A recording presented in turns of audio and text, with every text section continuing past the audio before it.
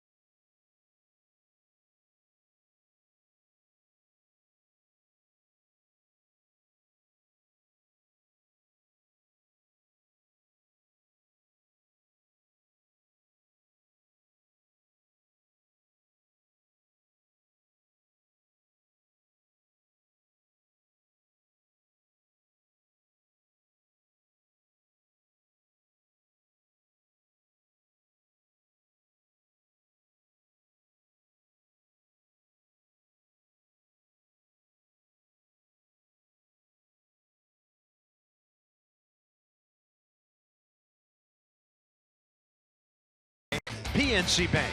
There's no better time to act than today. PNC, make today the day. Buy the hotels at BWI.com. Minutes from BWI, Marshall, Amtrak, and Interstate 95. Discover the convenience of the hotels at BWI.com. And by Lexus. Experience amazing. Thursday night, 1st of 4 with the Cubbies in town. They took 2 out of 3 against the Nats. It almost went the other way, and got a pregame intro for you. United States Army Reserve Captain and Grant Thornton manager, Jonathan Moab. Well, they got to say play ball first. Play ball. Leading off for the Chicago Cubs, second baseman number 3, Daniel Murphy.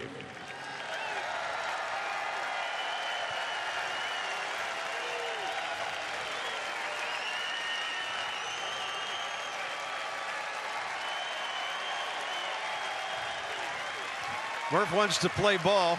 He didn't want to hold up the game. Tipped the cap and said, let's go, play ball. They paid him a nice tribute on the video board just a couple of minutes ago.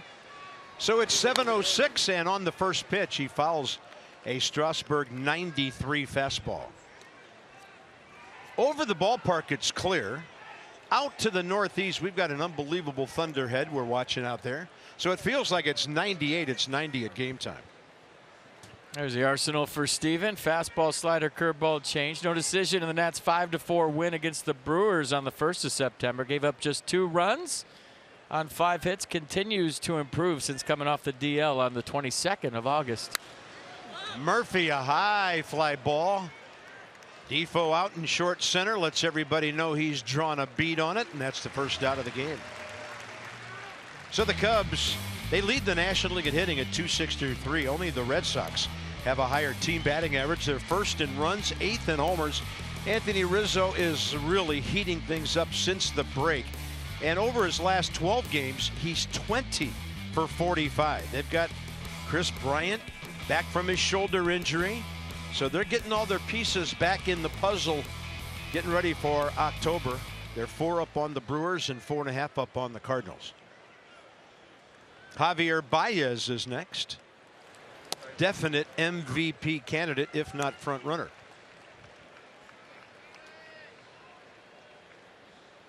Steven career against the Cubs, 5 starts, great ERA, 2.08, 1-1. That, of course, regular season action. And the slider ends up well outside, 1-1. Yeah, the fastball velocity for Steven was 93.8 last start, up a tick from the 2 previous starts, so getting a little bit stronger. But we talked about it last time. It didn't really matter. The curveball and change were so devastating. The changeup really stood out to me last start against the Brewers. It was one of the best ones he's had this year. Baez, a free swinger. He's fanned 137 times, but he's done plenty of damage.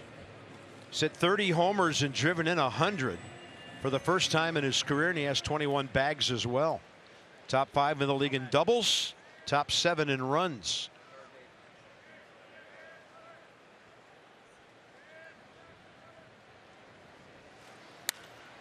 And this ball driven to right. Adam Eaton took a step and then realized he had to get back just in front of the track for the second out.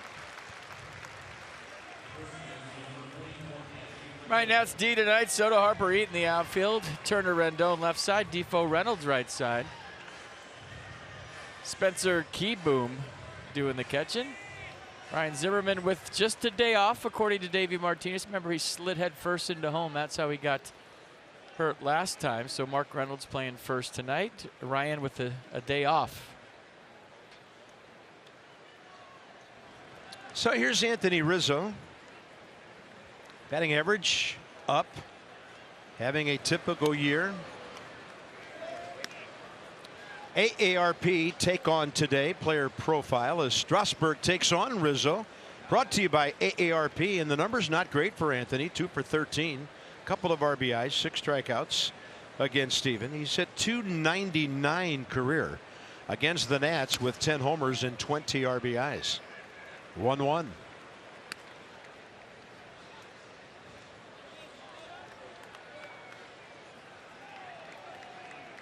Cubs are missing one of their big guns. Jason Hayward's on the DL.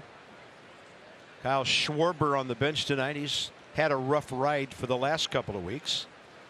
Joe Maddon's ball club, though, 25 games over the 500 mark. On the road, they're 5 over. And they have really dominated at Wrigley, 44-24 at home. 1-1 pitch.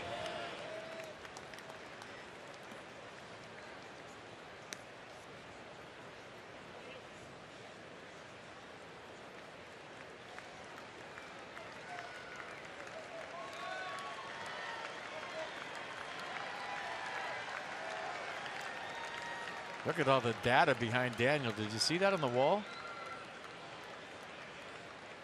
I don't know that I've ever seen that much in a dugout. Strasburg goes soft and gets the swinging strike. 2-2. Wow. That would make your head explode. That must say what the tendency are in every count. It has to be. And if you don't want us to see it, you shouldn't paste it up in the dugout like that. Yeah, for the world to see. Yeah. 2-2 pitch. To Anthony Rizzo, 6th in the league, 90 runs batted in. Kind of looks like my desk here, how I prepare for a broadcast. Same thing. Yeah, and we've got one of the biggest booths in baseball as well. Except for Minor and Crayons. 3-2. And time given. Cubs have a run differential of 115 on the year. That stat means nothing to me anymore after this year. I used to think that was a good one. And now you see teams that are 10 over with a minus run differential. Teams that are 2 under with a huge plus. Strasburg with the fastball, and he walks his first man tonight.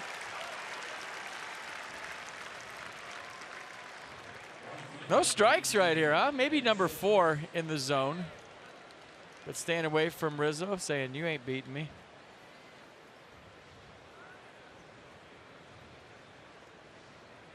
Ben Zobrist is in the running for a batting title, hitting .311. 5 points behind Christian Yelich. 9 behind Scooter Gennett. On the road, he's hitting .330.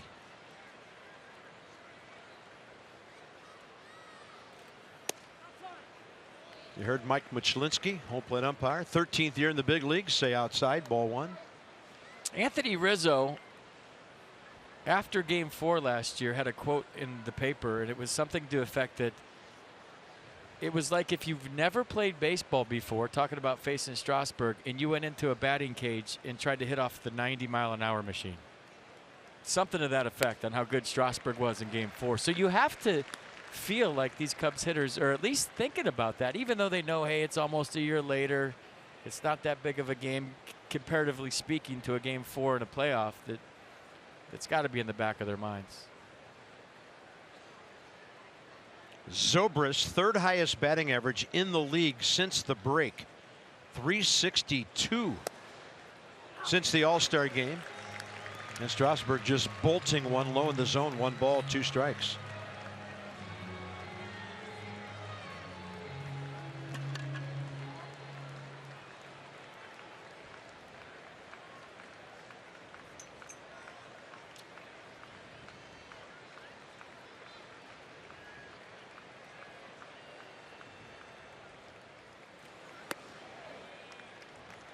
Changeup had some movement on it. Maybe took it off the plate a bit. So fastball 92, changeup 88, and I think maybe relying on more of the movement of the changeup more than anything, because 4 miles an hour difference between those 2 pitches isn't as hard as it would be for a hitter. Say the fastball was 97.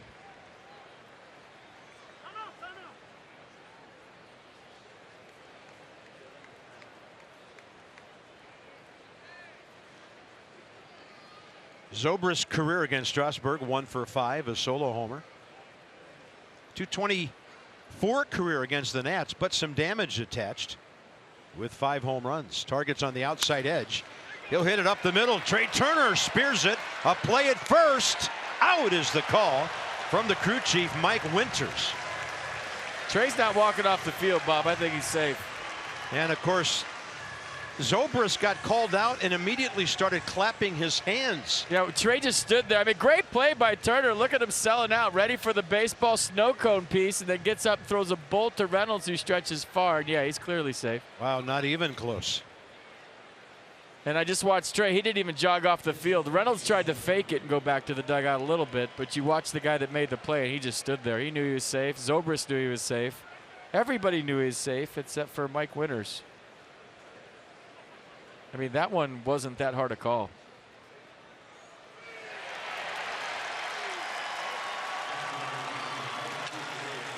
2 on, 2 out for the Cubs. And Chris Bryant. Those are the times when I like replay, when it's just plain obvious that you kicked one. The Trey Turner sliding past the bag and your pinky finger came off, and those I don't like. Bryant just back since last weekend. Career against Strasburg, 2 for 5.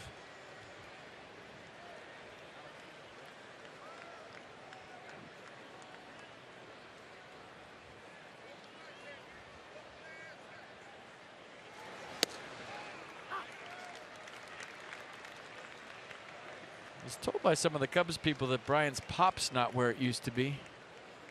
Maybe that's because of the bad shoulder. He's keeping 2 hands on the bat. You remember he used to finish high with just the one-handed swing because of that left shoulder, front side shoulder.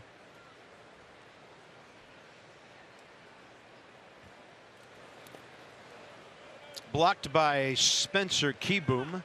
1 ball, 1 strike.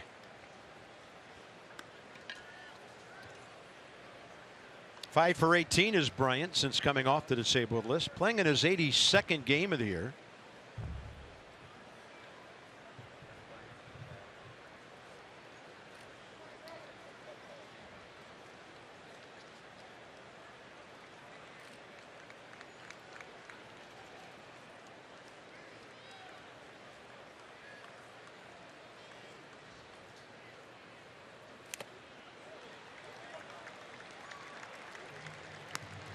Only 4 ball games in the major leagues tonight. One involves the team the Nats are chasing, the Braves, after a disastrous loss yesterday in Arizona. Anibal Sanchez, Zach Greinke later tonight. Braves lead the Phillies by 3. The Nats by 7.5.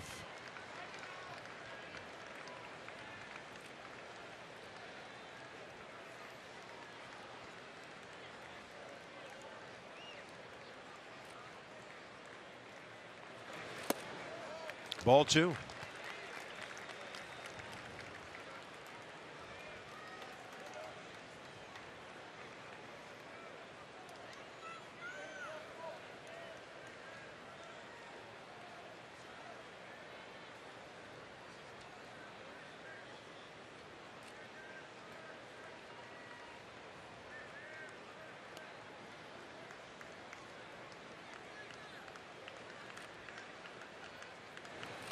Swing and a miss. So the fastball clicks in at 94. Strasburg, first K of the night. Cubs will strand a couple. Now the Nats will face Kyle Hendricks.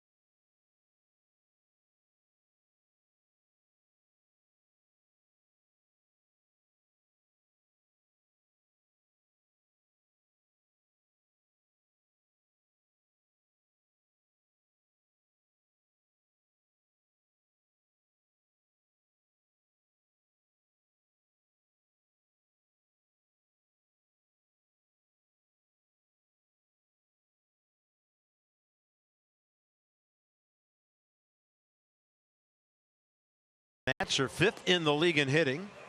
Did a lot of hitting in that St. Louis series. 5th in runs, 5th in homers.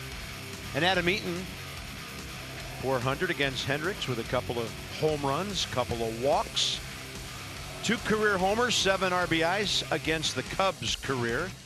And the catchers have been a little interchangeable lately. Mark Reynolds in for Ryan Zimmerman tonight, the aforementioned by FP night off. And here's Kyle Hendricks, 2-2 against the Nats. At 28 years old, 6'3", 190, 29th start of the season, 14th start on the road. Earned second straight win last start on the first against the Phillies. 1 run on 6 hits over 6. 4 strikeouts, 2 walks, 95 pitches in that one.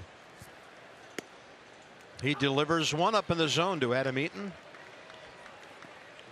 Hitting .356 his last 18 games. And Adam came alive with a 3-for-5 night, RBI double, couple of singles last evening.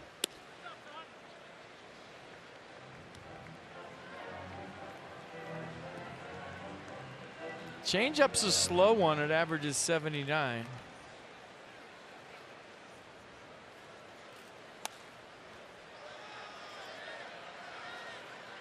And the game plan against a guy like Hendricks, you've seen him a bunch, you probably know already, is get the ball up. 47% of his outs are on the ground. Last time he faced the Nats, August 10th, he made it 3 starts in a row without walking a batter. He gets Eaton on a strikeout to start his night. So 62% of his strikeouts this year on the changeup. You just saw it right there. 85 of 136 with a changeup. Look at the grip. Kind of the thumb wrapped around the baseball, throwing it just like the heater, and it just never gets there. Trey Turner 1 for 3 against him.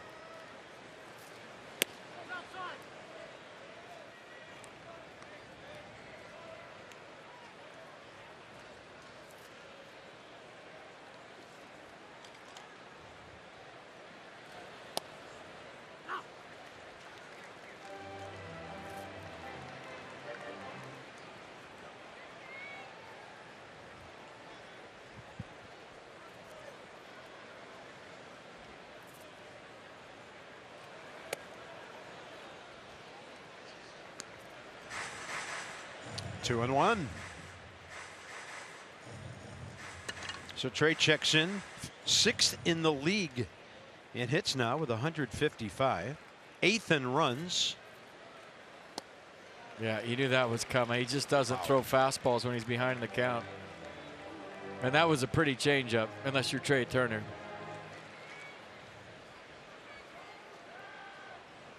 Wow, even in slow-mo, that thing diving like crazy. That's right in there. A swinging K, a taken third strike, 2 down. All right, here comes defense tonight. Chris Bryant playing left, Amora Jr. in center. Zobrist in right, Russell and Murphy up the middle, Baez and Rizzo at the corners, Wilson Contreras behind the plate. Daniel Murphy looking at his defensive chart. He plays about 7 innings. Joe Madden leads him off so that A, he gets more at-bats. He likes the way he's working pitchers in leadoff spot. And B, he gets that extra at-bat before he changes him out on defense with a lead late.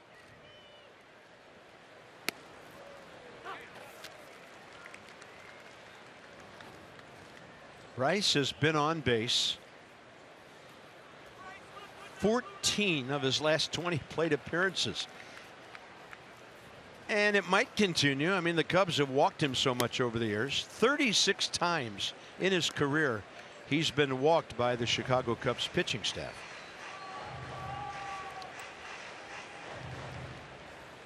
Never forget that weekend in Chicago, what, 3 years ago? Yeah. Walked him 13 times and tried to walk him 14 times, but he got hit by a pitch on ball 2, I think. Yeah, that wasn't baseball. I didn't like that. I mean, it worked. You can't argue for the Cubs. Just a lot of Cubs fans didn't get to see Bryce play that year. And this one off the end of the bat and pops straight back. Playable. Contreras has it. And the Nationals go 1-2-3. No score after the first inning of a 4-game series.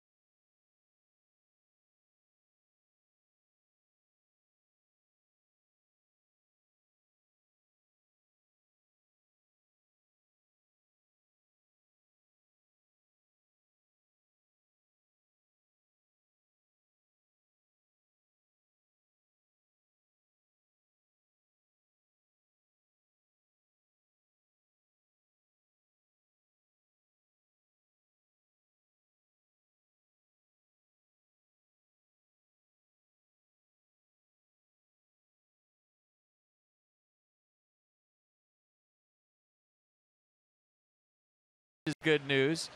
He's always on time. He's never late, except for to the team pitcher when he's doffing his cap to nobody in the stands, and then everybody giving him an ovation. Maybe he was getting treatment, or maybe he forgot. But there's your 2018 Nats, the team photo today.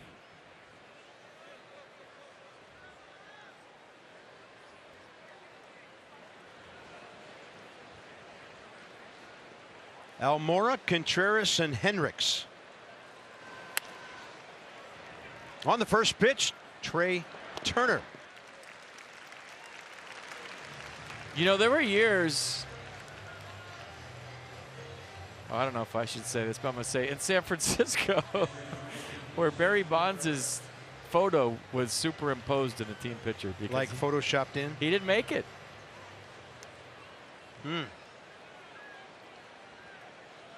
He either forgot about it or just felt like he didn't want to come. But if you look back in the 90s, there's some like computerized. One year there was a bat boy that about the same stature as Barry Bonds. They put him in his jersey in the picture. He was about, I don't know, 6'2", 6'3", and they superimposed Barry's face on the bat boy in the team picture. I swear, it's a true story. Well, there's Wilson Contreras, the catcher. I love a story about what Andy Van Slyke did one year in the Pirates team picture. You know, the black caps with the gold number, you know, the letter, the P. Yeah. Well, he wore a black cap with a gold S on it, and it didn't get spotted until weeks later. And it turns out Andy had borrowed a ball cap from Steubenville, Ohio high school's baseball team and posed in the Pittsburgh Pirates team picture with it. Well, at least he was there. Yeah, he was there. I mean, it's not even in Pennsylvania. But he got him on there. Contreras at 261. 1 for 3 career against Steven Strasburg. Steven had to pitch around a couple of things in the first inning. 22 pitches, 13 strikes.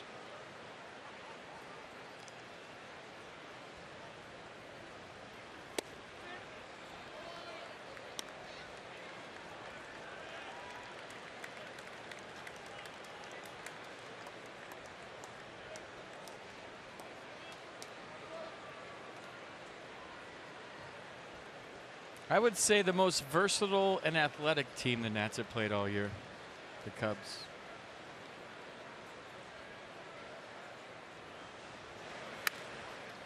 Wow, really got in on his hands there. Anthony Rendon, sidearm throw, put Reynolds in foul ground, able to grab it, 2 down.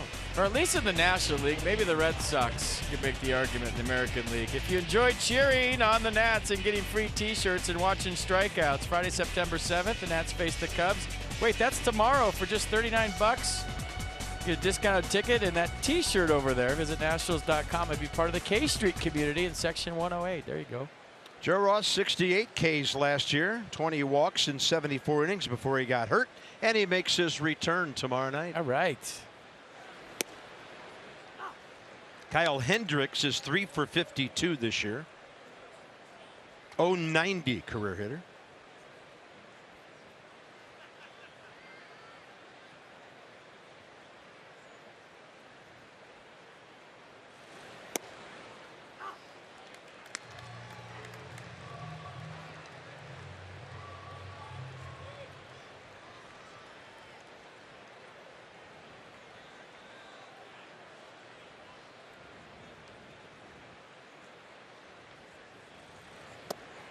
One and 2.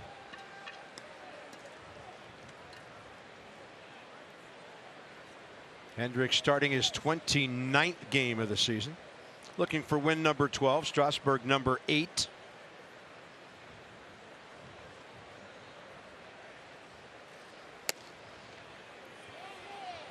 Two.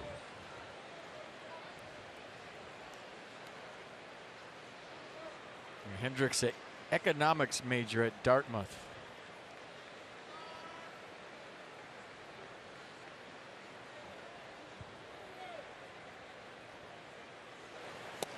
Swing and a miss. Tardy for 94.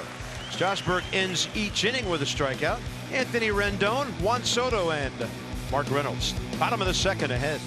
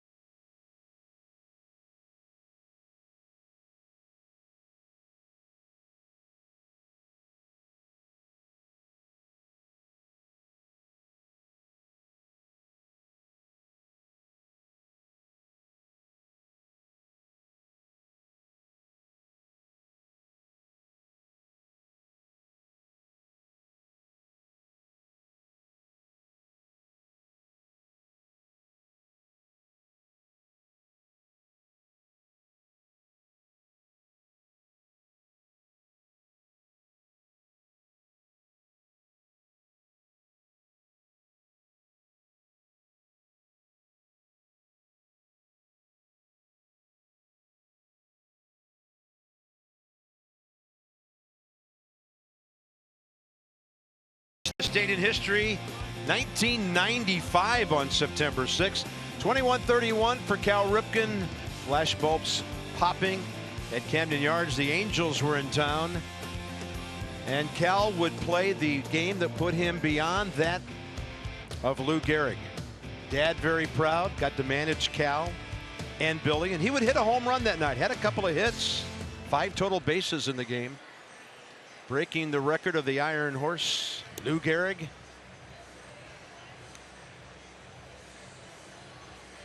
And Miguel Tejada, a lot of his games were after he became an Oriole, after his days in Oakland. Yeah, that was obviously an extremely special night for everybody, but especially for Cal. I mean, just how grinding mentally and physically 162 game schedule is, let alone playing that long without coming out. There were some guys in that list who had pinch hits or went in as defensive replacements to keep the streak going, but Cal Ripken just grinded it out every single day, and one of my favorite players ever, and got to know him real well throughout our days playing against each other. I'm a big Cal Ripken fan, so that was cool. And that was one of those nights that transcended the game, of course, the game of that night. And it was something baseball fans all over the world really were keeping an eye on. And that's something we will never see again, ever. Not even close. When you think of a professional baseball player in the term professional, it's him. If you opened a dictionary and it had professional baseball player, there should be a picture of Cal Ripken. He was a true pro on, off the field, everything he did.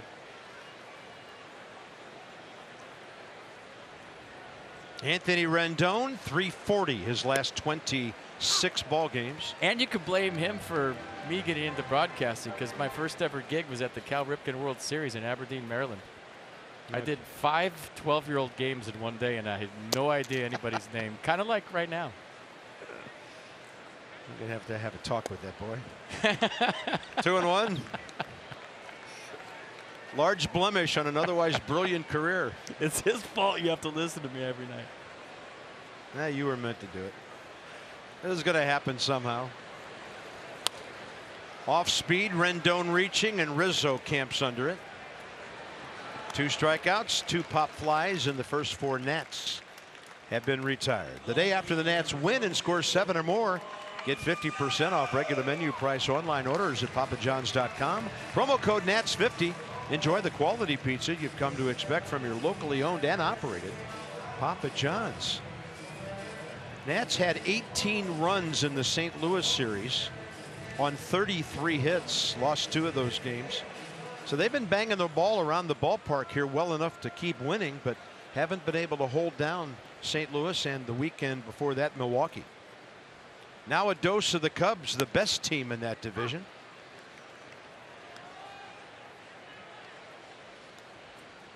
370 plus last 12 games. Start tonight just a couple of clicks under 300. You're thinking about bunting right here. You see that little peek? He was trying to see where Javi Baez is playing, and we've seen him drop down a base hit bunt.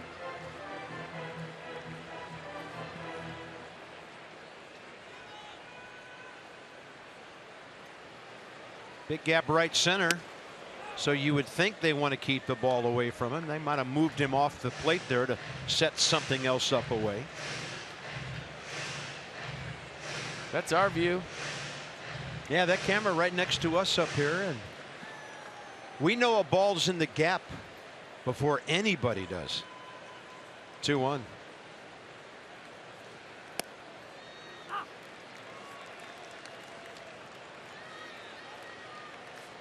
So both strikeouts tonight. Eaton and Turner been with a changeup. Does he go to it here again?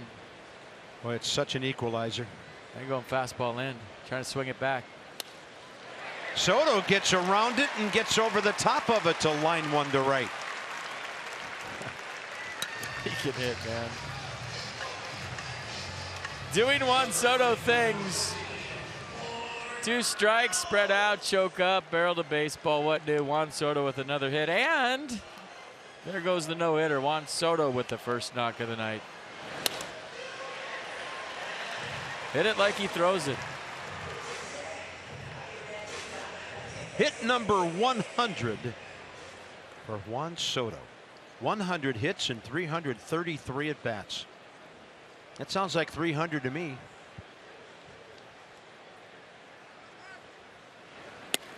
So he's right dead on the 300 mark with that 2-point base hit. One of the reasons Mark Reynolds has been good for the Nats this year. He's only striking out every 13.58 at bats. That's the second best total in his career. Hits it well, but it's right at Murphy. Daniel got it to Russell for the 4-6-3 inning ender, and it's on to the third here, scoreless at Nationals Park.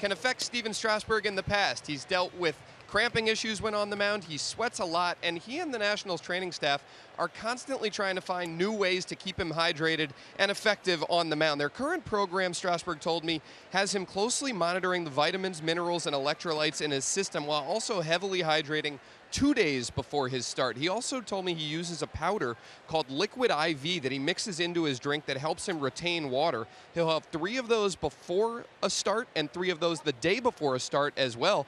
And then, guys, in terms of dealing with the sweat on the mound, he says he changes his jersey every inning and his hat every other inning. He told me he loses 5 to 7 pounds of water weight every single start. Southern California guy still getting used to the conditions here in DC throughout a hot baseball season. Yeah, here we are, first week of September, still sizzling. We're going to get a break in the weather tomorrow and Saturday. We'll see how it goes as far as any precipitation, but it's going to cool off a bit for the end of this homestand. Interesting stuff. Addison Russell hitting .259. He's batting 9th behind Kyle Hendricks tonight.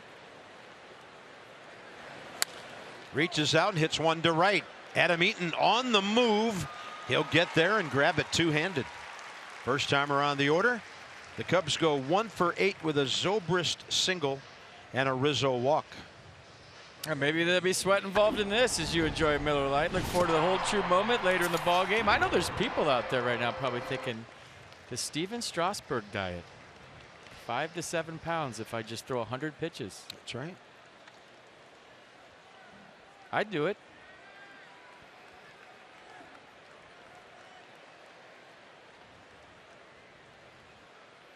Top of the order, Daniel Murphy pop up to Defoe, center field first time.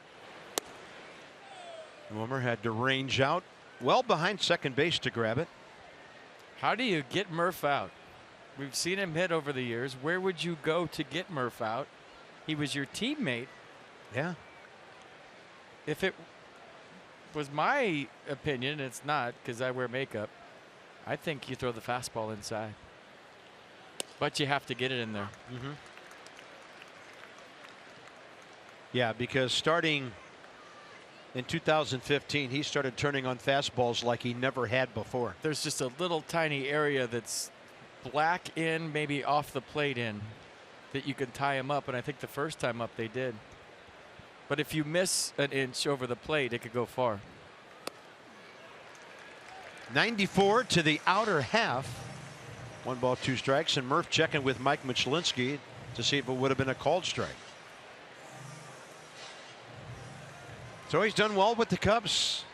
4 homers, 10 RBIs, 13 games. 11. He's in there. They've won 11 of 13.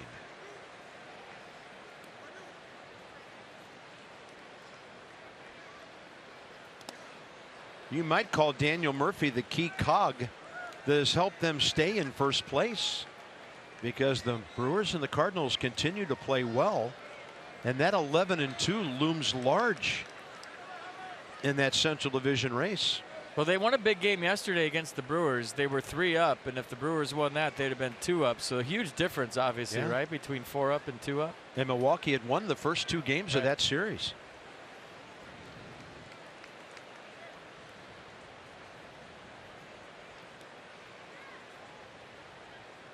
Two to Murphy. And Strasburg got him downstairs. Key Boom tagged him out. Strikeout number 3. Mercedes-Benz pitch cast. Yeah, I don't think the difference in velocity really matters with the changeup, just because it's so devastating. It's almost like a fastball and a split-fingered fastball at this point. Before, it was probably 8 to 9 miles an hour difference between the heater and the changeup. Same kind of movement, but now it's just one goes straight down, the fastball stays up, and I don't think the split really matters. Javier Baez. Fly ball to right first time. Up the middle, trying to drop one in as it gets over toward left center. And the Cubs have their second base hit. First one was an infield hit. And Baez aboard, getting Rizzo to the plate here in the third. Well, when you got 30 home runs and 100 RBIs, you take a big hack like that. First inclination as an outfielder is not to come in.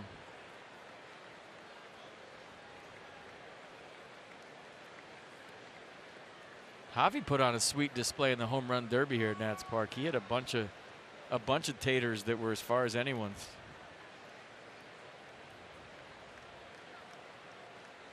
Rizzo walked his first time.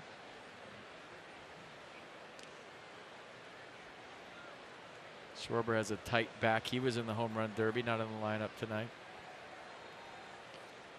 He and Bryce in the finals. There's Kyle.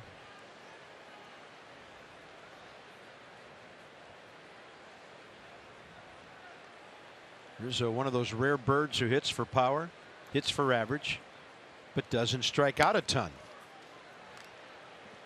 On the year, 62 walks with one tonight. He's only struck out 68 times. You talk about Baez for an MVP candidate, Carp. You saw the snap throw right there from Keyboom. He's fearless on the bases. He'll take chances. He'll run in your face. He's got 21 stolen bases, but he can really run the bases. The defense that goes with it, plus the numbers. I think we get too caught up in just offensive numbers when you're talking about most valuable player. Baez, complete player. And I know you're a big fan of his defense, and they move him around. I mean, since Murphy came, he's had to shuffle over to third. He can play any of those positions over there. Played a lot of shortstop. Yeah. Addison Russell just came off the DL, so he's in there tonight, and Baez goes to third, Bryant to left. That's why I said they're the most versatile team in the National League. Yeah, you might find Ben Zobrist at different positions from time to time. Chris Bryant. Strasburg getting one on Rizzo's trademark there, and it's 1 ball, 2 strikes.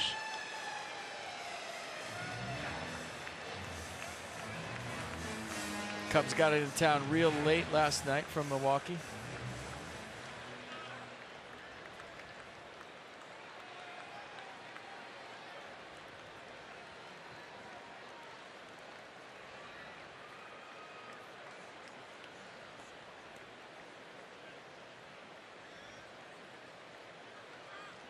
On the move is Baez, and Rizzo singles, and somebody's got to get to this ball. Baez around third. Harper fires it in. Cubs lead. Rizzo ends up at second. That ball was just perfectly placed for the Cubs to score that run.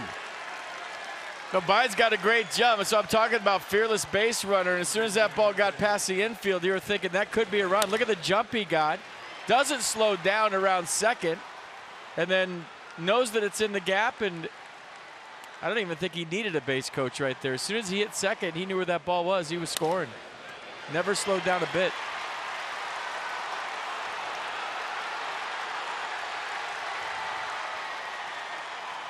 Cubs on top. They call it a double because of its placement in the gap. So Rizzo at second after his 91st RBI. Zobrist hit the ball up the middle. Trey Turner made a great play on first time, but couldn't get it to first in time.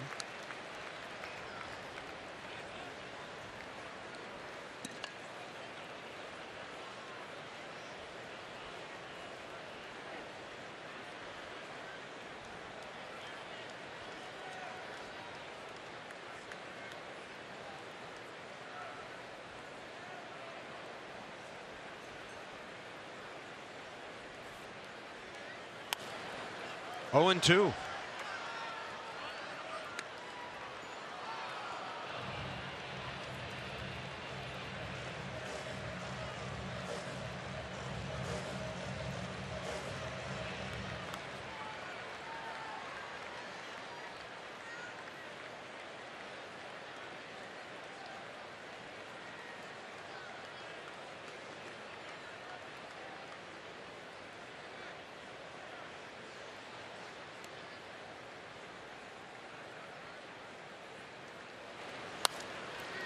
Hits the bag. Reynolds had already dove for the ball, and then it changed directions, and the Cubs lead 2-0. Ben Zobrist with his 54th RBI.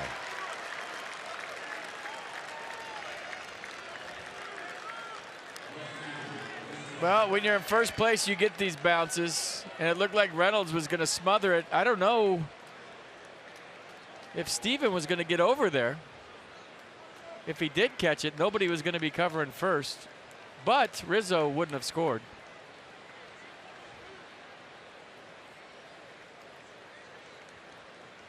Three consecutive 2-out hits.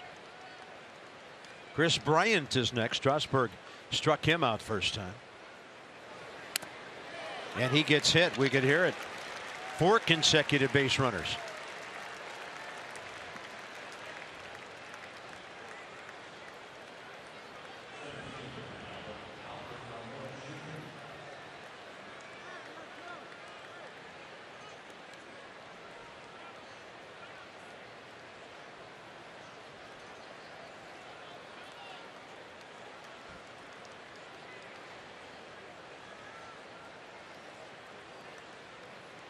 Albert Almora Jr. led off the second with a ground ball to Trey Turner.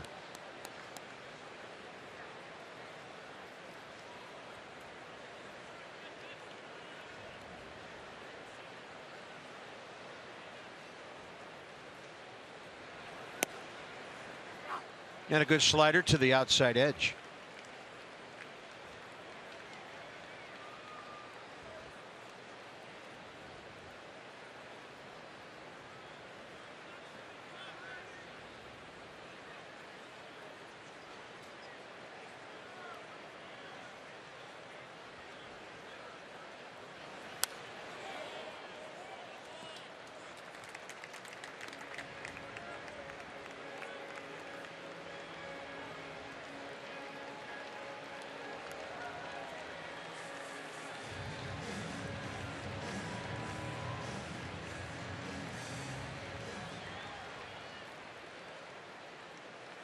Russell flew out. Murphy struck out.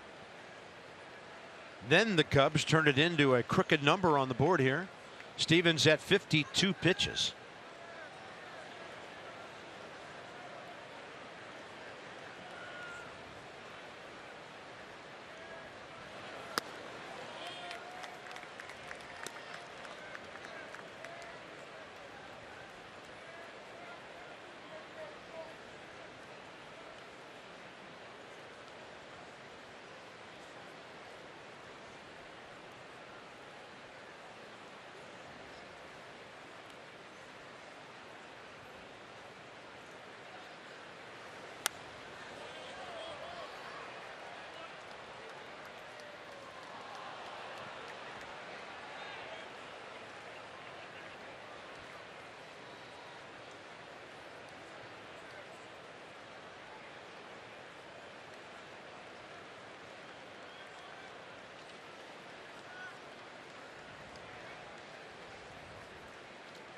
So the count 1-2.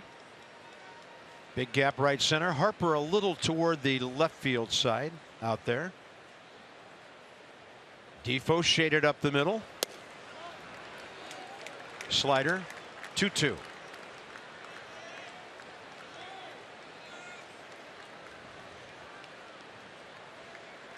Walk, single, strikeout first inning. And now the Cubs from their end doing a good job of extending this third to make it a really long frame. 2-2 pitch.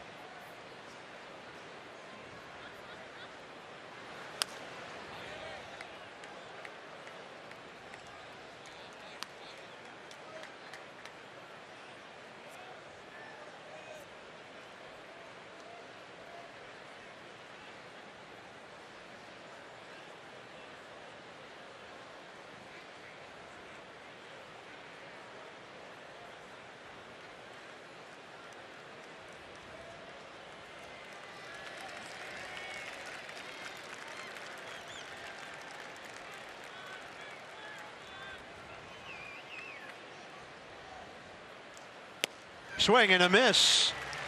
Fastball away. Cubs pick up a couple on 3 hits to lead by 2.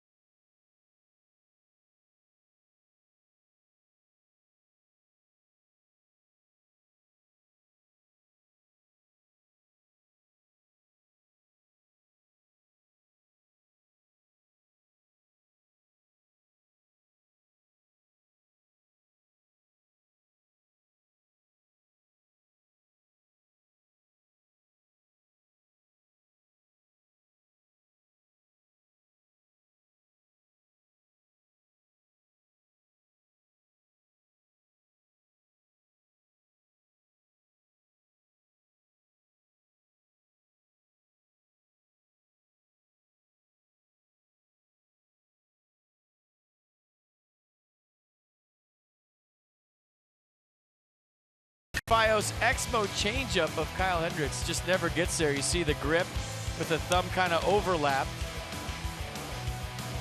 And then the ball just kind of coming out late. Opponent's hitting 204 against his changeup. And it is a slow one. 76 to 80 miles an hour. Never gets there. Taking a look at it on the 100% fiber optic network. 100% phenomenal. Visit getfios.com. They bring us the Exmo. Defoe, Keyboom, Strasburg, bottom of the third. First 2 innings, 24 pitches, 15 strikes for Hendricks. And the double play ball on Mark Reynolds saved him a bunch of pitches in the second after the Soto base hit. Interesting, on the road lately, Kyle Hendricks' last 5 starts, ERA 1.89. The 5 before that, he was giving up tons of runs, like 2 every 3 innings. He's turned things around away from Wrigley Field. Defoe serving one left field. It's going to hang up. Chris Bryant gets there for the first out. Potomac Nationals chasing their 6th league championship. It's Carolina League playoffs. Game 3 Northern Division Championship Series Friday night. And playoff tickets are 50% off. Call the number or log on the website. Check out more and check out the Peanuts tomorrow night if you're not here watching the Nats and the Cubs.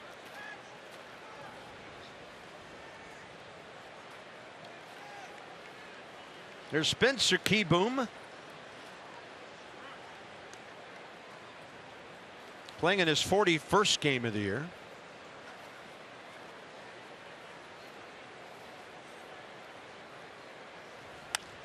He's going to drop one out into left center.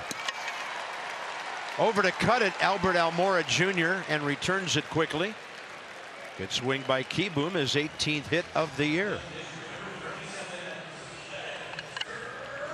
Good swing.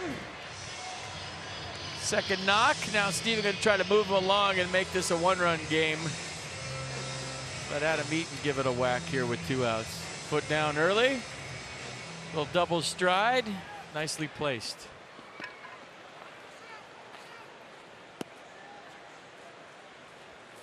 Steven this year, 4 hits, 1 RBI, 4 sacrifices, and off to the right it goes. Wilson Contreras loves to throw the ball around the infield.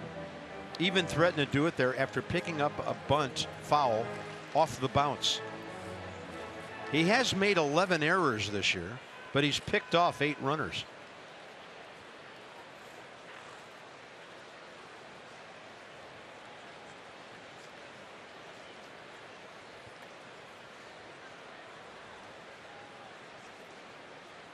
Strasburg switches off and swings, but that thing was diving away from him. First pitch was at 7:06 tonight. We were scoreless after 2.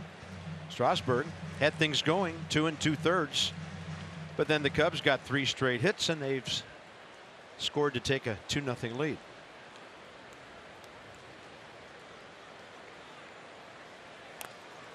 That's a bunt foul and a strikeout. Kyle Hendricks, 3rd K. First time around the order, the Nats go 2 for 9 with singles from Soto and Keyboom.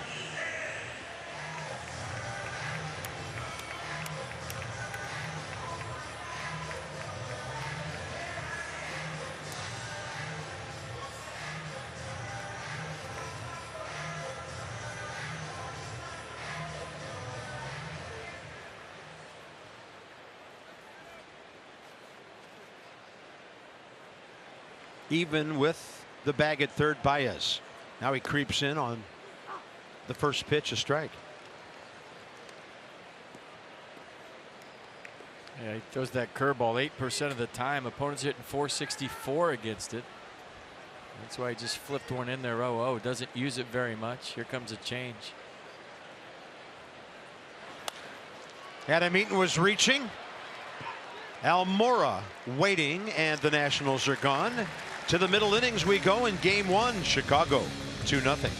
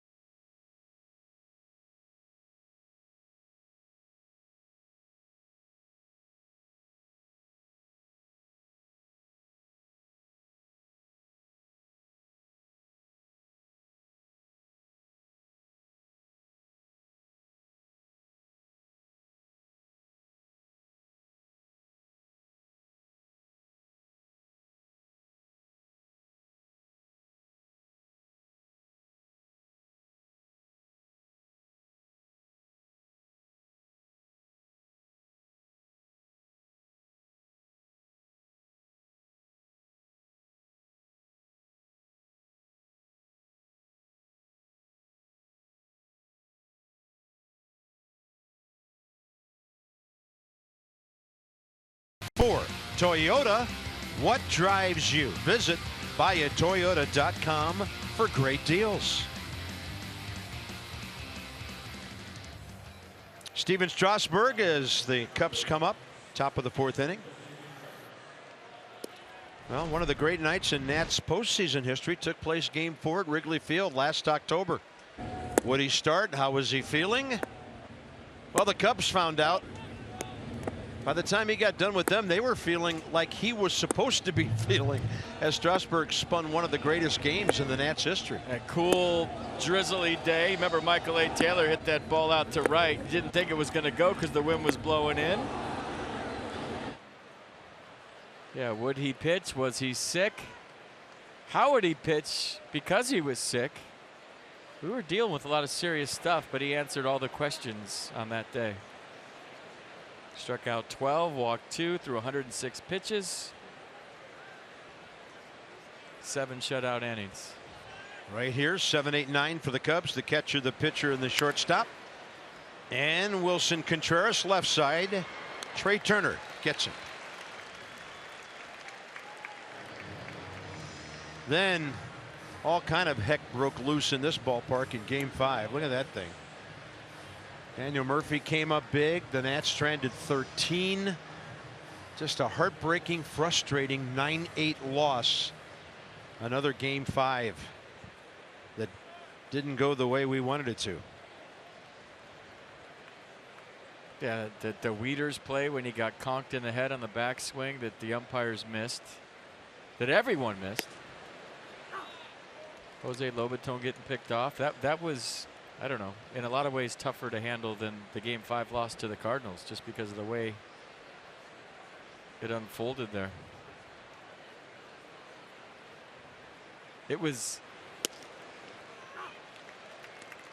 one of those things where you're thinking, am I really seeing this? Is this really happening? MX came into pitch for a while in relief. All kind of unusual things. John Jay, who I saw this winter, told me an interesting side story to that. He said when Max Scherzer came in for Game 5, the Cubs dugout got real quiet. And he noticed it. And he started running up and down the dugout saying, this guy's not used to relief pitching. Let's go. Don't be scared. And he started getting them all riled up. And then they started chirping. And the next thing you know, Contreras hit that ball, what would have been a routine ground ball to short. Trey Turner was playing up the middle, and they scored some runs. But Jay was saying when Max came in, the dugout got quiet. They thought they were done. Well, I think we all felt that way. It was like, okay, here's the moment. This is where this game gets taken by the throat, and it's on to the LCS. 2 balls, 2 strikes as Hendricks battles here. Strasburg struck him out for the final out, 2nd inning. But I think we're all learning this year how precious the playoffs really is. Yeah, nothing guaranteed in this game.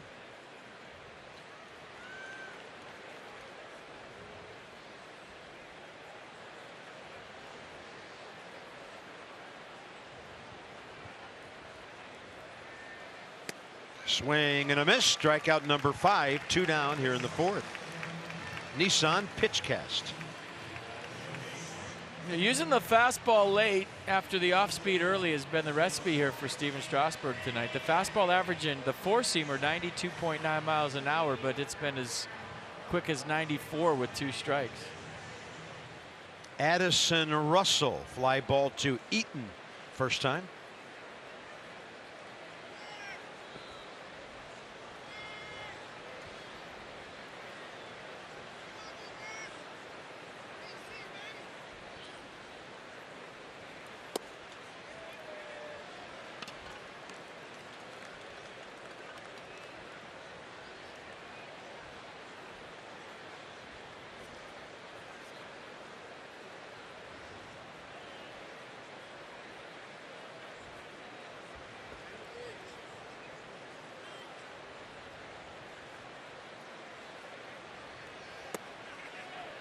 Ball 2.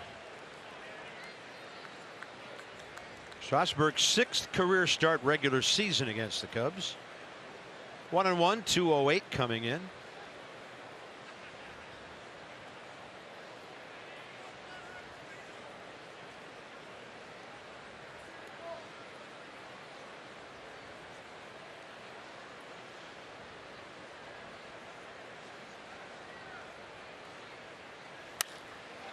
Healthy hack, high fly ball to center.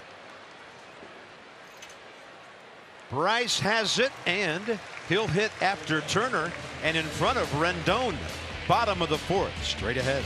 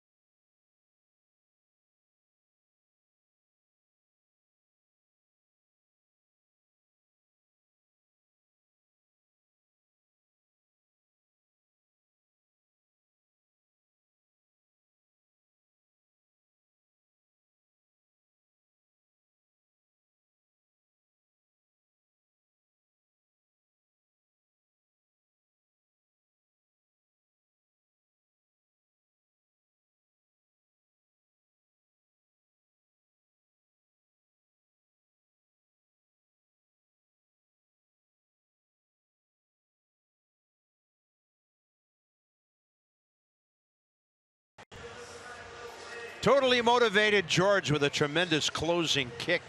That's his 23rd of the year. Trails Tom Jefferson by 2. Is that Mini-Me over there with the ponytail? There's a couple of Georges there. 15 minutes could save you 15% or more in car insurance. Visit geico.com. See how much you could save. Trey Turner struck out looking. You might remember the replay of some of the Hendricks changeups, and Trey rung up on one back in the second. Bryce to follow, and then Rendon here, bottom of the fourth. Right now, Kyle Hendricks averaging around 11 pitches per inning, which by today's standards is flying through lineups.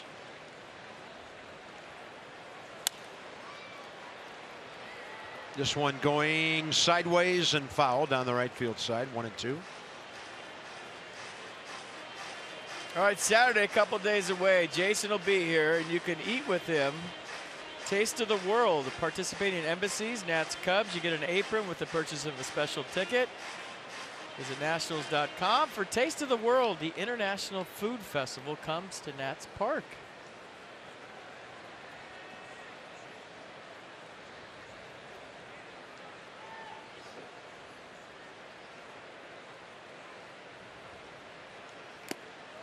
Oh my goodness. Over the screen at the end of the dugout into the seats. Trey Turner's bat. Strikeout number 4 by Hendricks. Trey might have been thinking of that changeup the first time up, and Hendricks humped up on 88 with a little cut to it here. And then Trey tried the emergency hack and lost the bat, and it went far. And it looks like everybody's okay down there, so that's good news.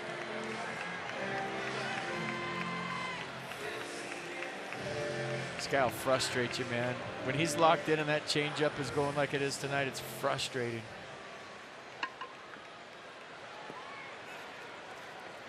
You got Bryce to pop up to Contreras, back near the screen first time.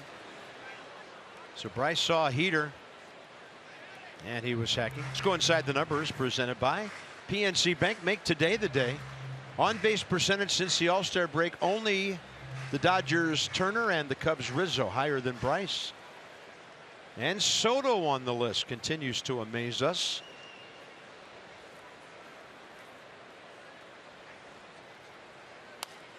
Bryce out in front of that one. Rizzo couldn't get it. The second baseman does. And then the ball thrown right by Kyle Hendricks, who was on the move. Not an easy play. And that should be a hit. That was actually Javi Baez, Carp, way over there from third base. Oh, you're Watch right. This. Russell's at third. Baez is playing second. Rizzo misses it. And that's a tough play. You got to just look at the base on that. If you look at the pitcher as a second baseman, you get all discombobulated. What you do is just put your eyes to the base and throw it to the base. If he's not there, then it's not your fault. But if you try to lead him from that far away, it's almost impossible. Yeah, so the shift creating a bizarre situation for the Cubs there. Harper's at first, 1 out. Rendon the hitter. And they're going, he just announced E4, but it would be E5 because that's Baez. Yeah. They'll figure it out and change it to E5, but I certainly thought that could be a hit. In 100 years from now, when you look at the scorebook, you're going to think Bryce hit one to third base. Yeah, now they put E4 up on the board, but it's 5. So a third baseman makes an error on a ball when he was running close to the right field line.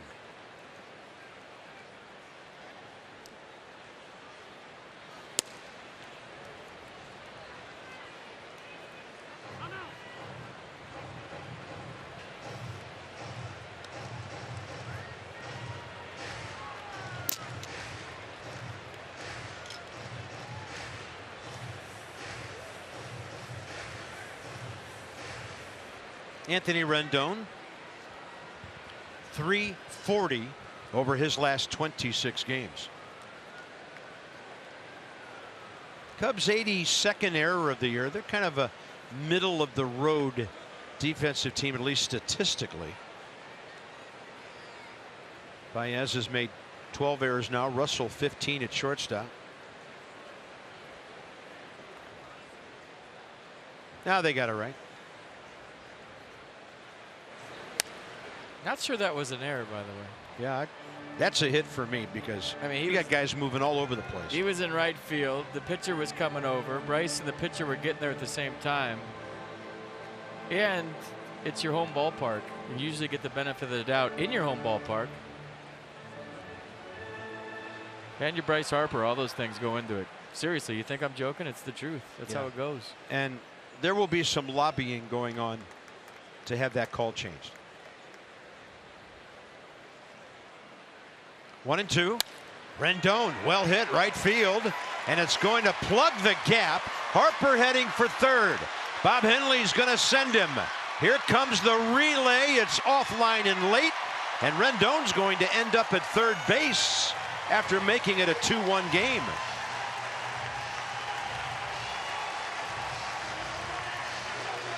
Rendon hit it so hard, no chance to cut it for Ben Zobrist. Well, we've seen it so many times. Beautiful swing. He let that changeup get deep, and that's the right approach, right? Guy's going to throw a dead fish up there, let it travel, hit it in the gap. As soon as this ball kicks and sits, that's a run. This throw by Murphy has to go to third base, not home. And you got to take into account the speed of the base runner. Bryce Harper can run, and the fact that the ball sat against the fence. So it's a 2-0 game when Murphy gets that ball. That throw's got to go to third base, not to home. That allowed Rendon to get to third with 1 out as the tie and run. Soto base hit first time. Infield in. The Nats a chance to tie it right here.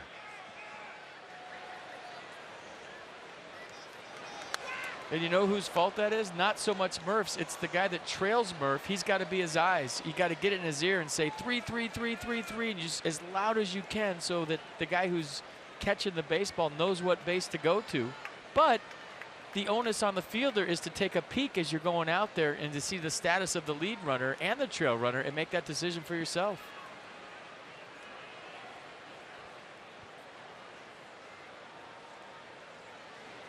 Soto takes it upstairs. So Baez, the shallowest of the 4 infielders. He's on the grass. The others pretty much in their baselines.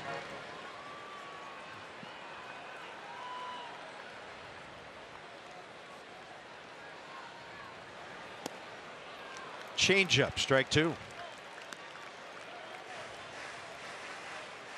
Yeah, dead fish, the slang term for a good changeup, or a lot of players will just call it a fish. because when you swing at it, it's like hitting a dead fish. It usually doesn't go anywhere.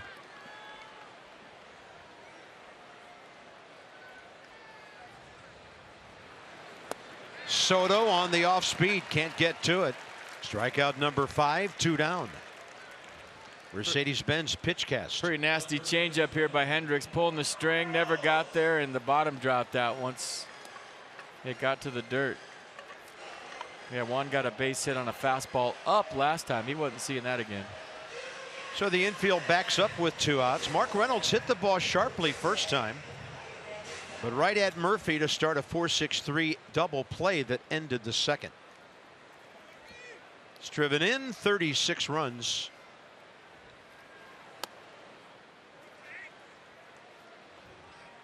And despite the double play ball, good success against Hendricks. Career 4 for 6. 2 walks with that strikeout.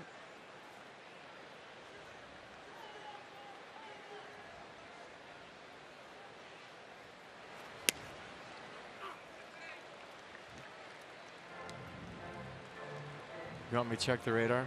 Yeah, we're seeing some lightning north of us. I know a little while ago it was raining across the river over in McLean, which is north and west of us. We're good. It's north of us. 2 balls, 1 strike. That's where you want that changeup, though, sitting up there like that. Look for it high and let it fly. Might have been a little too far in, though.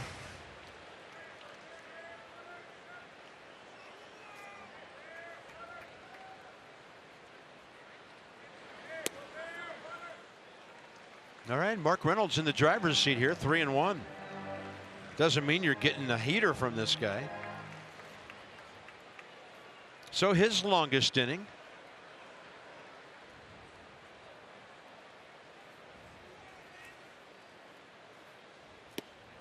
Poof. That's the sound that pitch makes when it goes by, a poof. That's just a parachute behind that changeup.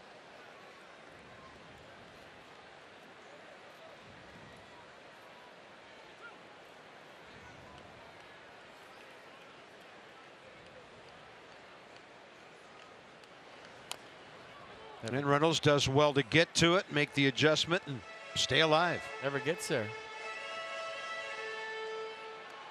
Throws the changeup 3-2 30% of the time, fastball 60% of the time, and the cut fastball 11.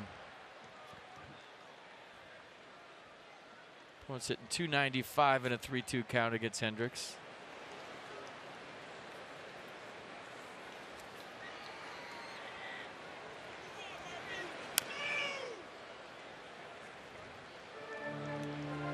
As far as a hitter, Carp, you step out and say, man, he's thrown me 3 3-2 changeups. He's going to try to sneak that fastball by me. Yeah, it's got to be in your mind, right? Yeah, that's why Mark was ahead of the third one right there. I wouldn't be surprised if he throws 4 in a row here.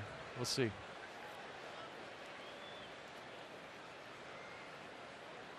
Shook off the fastball, went with the changeup. Reynolds launches one to left. See you later. He supplied all the power for that one. And his 13th puts the Nats on top. Great at bats. Fouled off some nasty 3-2 changeups and got one up and knew what to do with it. And Hendricks should have listened to Contreras and went with the fastball. Just like that, the Nats fight back, 3-2 lead. So Reynolds now 13 and 38, the power numbers. Hendricks gives up his 21st home run of the year.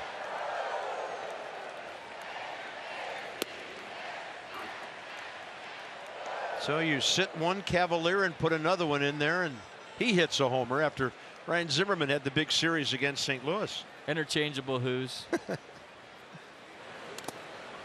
Defoe a swing and a foul, 0-2. Check it out, this one's belt high. The other ones were down, and that one stayed up. And you see the head drop from Hendricks, and Contreras knew it too. He's like, you should have went with the sinker. Who knows, that could have went out too, you never know. Mark Reynolds is 6 home runs away from 300 in his career. Wilmer, fly ball to left first time.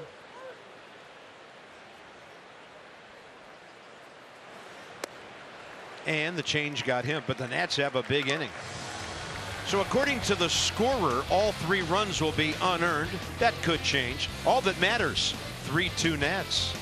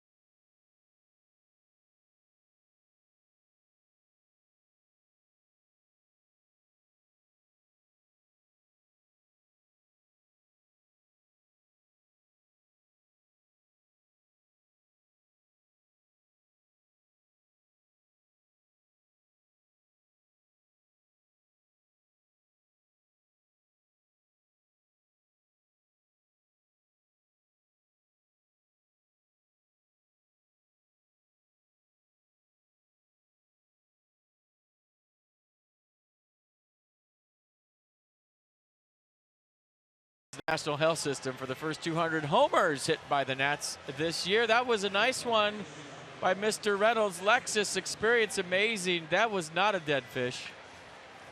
That was a live salmon, and it went far. Just kind of steered it out of here, didn't he? Got so much pop. I like how he wears his jersey too, with that flap open, old school like that. You can see the W underneath. All right, now it's up to Strasburg to hold on here. Top of the order, shutdown inning in order, and Daniel Murphy was set to go, so was Strasburg, and then Daniel was able to step out. He has popped up and struck out against his former teammate, and of course he did face Strasburg as a Met, so Daniel Murphy is now 4 for 21 career against Steven.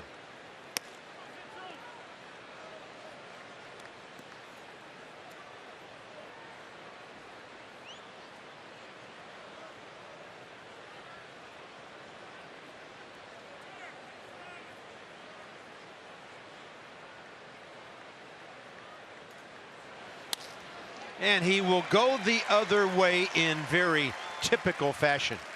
A Murph-like base hit. He's 1 for 3.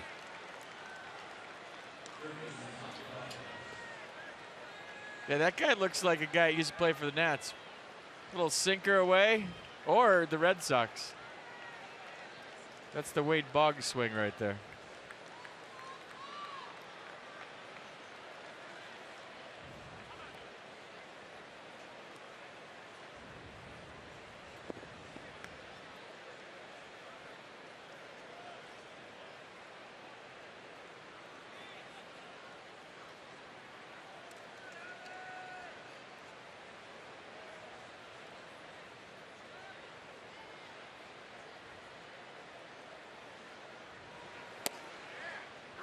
In there, Tobias.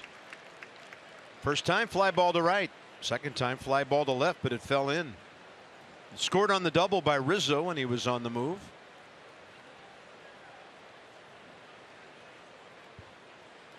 Cubs 5 hits, the Nats 4.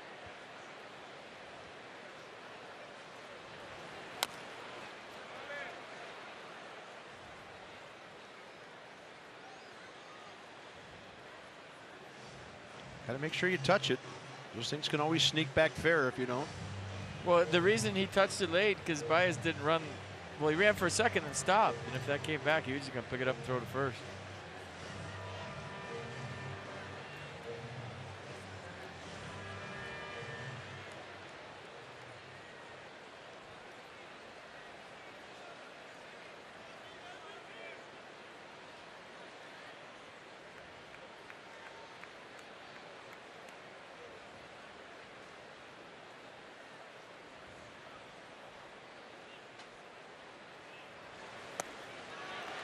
Well, he was trying to put the Cubs back on top. 0-2.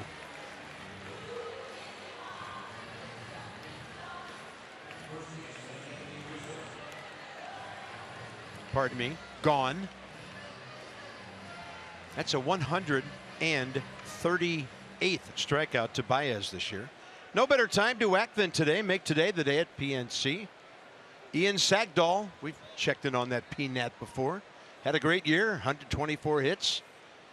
And he is a batting champion in the Carolina League, 318. I read that's the Nats' first batting champion there in about 4 years. Congratulations, that's quite an honor and quite a season. Yeah, Tony Renda, 2014. Well done. Call him up. What's he doing sitting at home?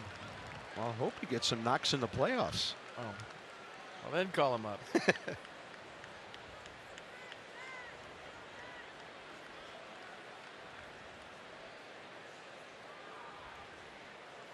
Rizzo a walk and a double, driving in a run, and Steven elevates one to get it by him.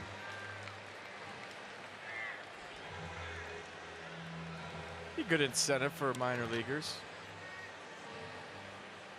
No matter what level you're at, if you win a batting title, you get called up. Go.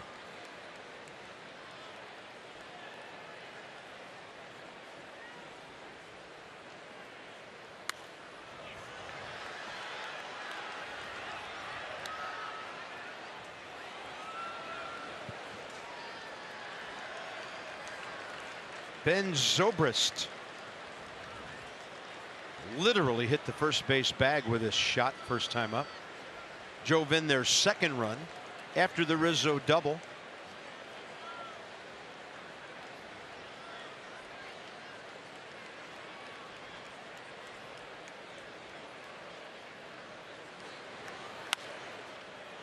And Strasburg coming right at him here. He wanted that up, but he left it a little lower than he intended.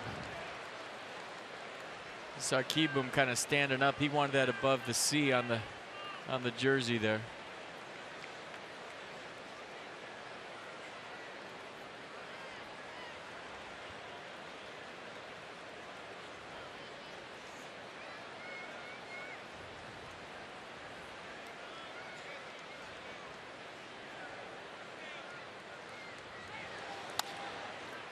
That's fair. Rendon backhand. On target? No. Reynolds can't reach it. And the runners will end up at second and third.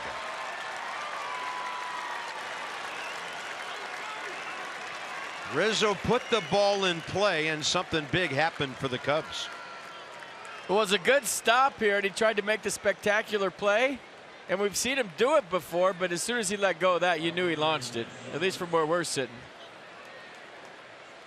Might have been better off hanging on to that. Looked like Rizzo was going to be safe either way. So now Strasburg in trouble with runners at second and third and only one out. Yeah, and that one is a hit and an error. Anthony Rendon only his fifth error all season. So it's Strasburg and the switch hitter Zobrist, who's hitting over 300 from the left side this year, and he has 2 hits already tonight.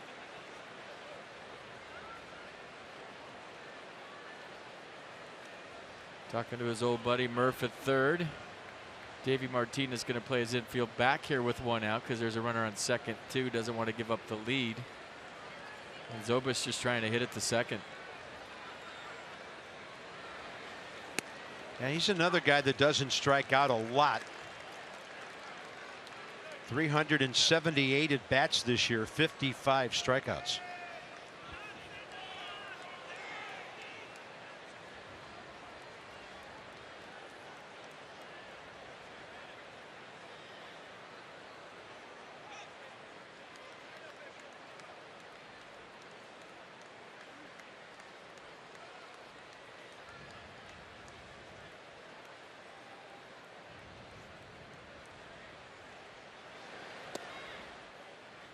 Yeah, definitely going contact play at third. Murph is creeping down the line with the pitch.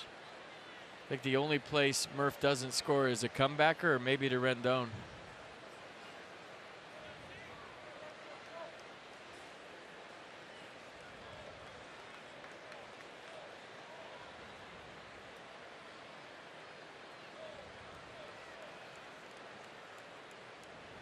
Counts 1-1. Fastball up in the zone. Strike two. Perfect pitch. Outer third, just got the corner. Watch the control here by Steven. Fastball away. Nissan will show you it. Going for the punch out here, and the changeup's the pitch. See if they go with it.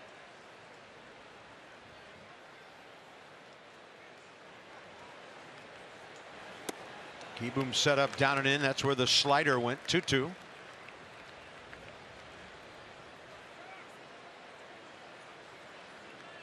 We got great seats for a pretty good baseball game and a Mother Nature fireworks show that's going on in center field right now. Yeah. Watching both.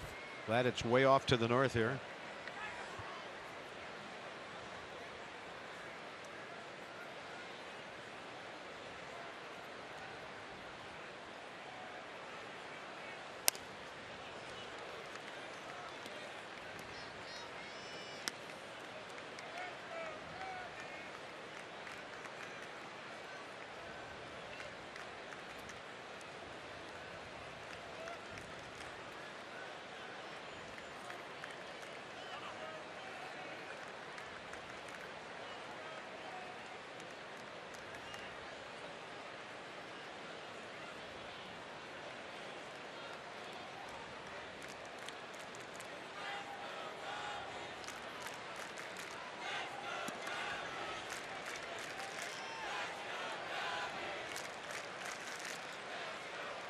Two, 1 out.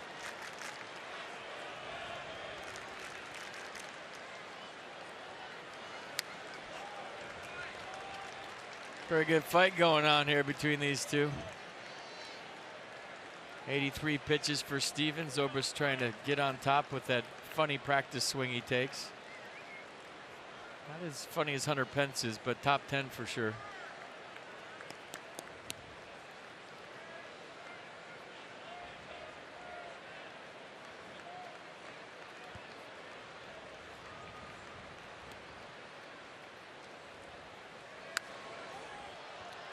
Well, as mentioned, tough guy to strike out.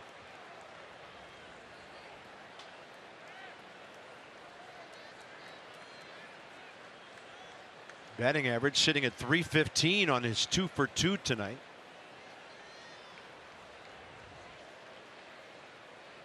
Eighth pitch coming.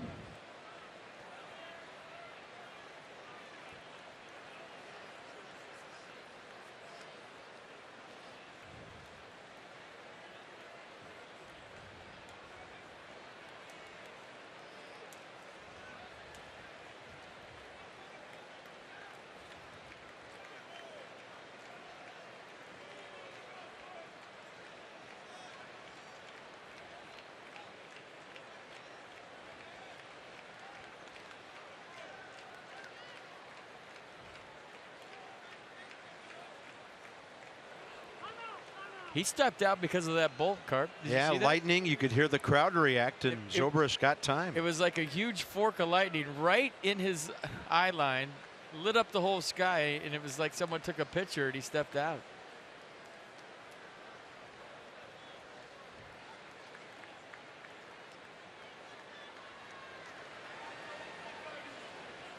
Maybe he can't see right now.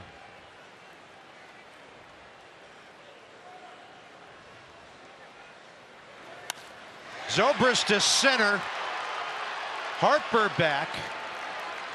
2 runners moving up. So the Cubs tied the game on a very productive out. Zobrist's second RBI tonight. I'll tell you what, that's a heck of an at-bat by Ben Zobrist.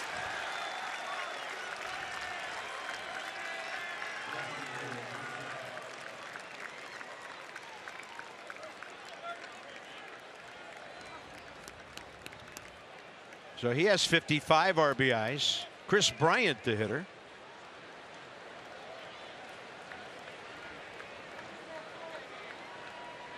And the Cubs have an answer for the Nats' 3-run fourth to get it back even. Bryant has struck out, been hit by a pitch.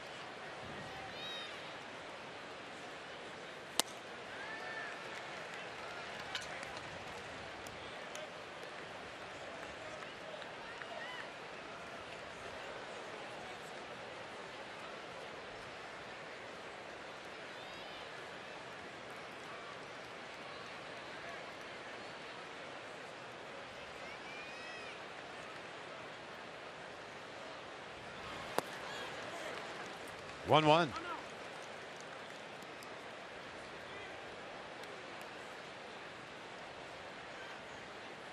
This all started with Daniel Murphy stroking one through the left side of the infield for the single. And then a Rizzo hit and a sac fly around an error.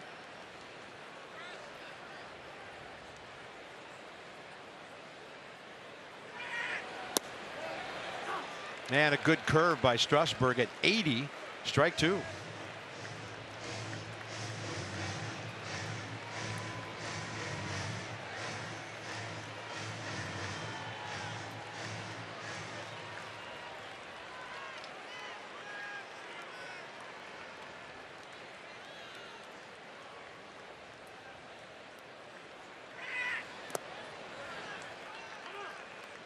Good block.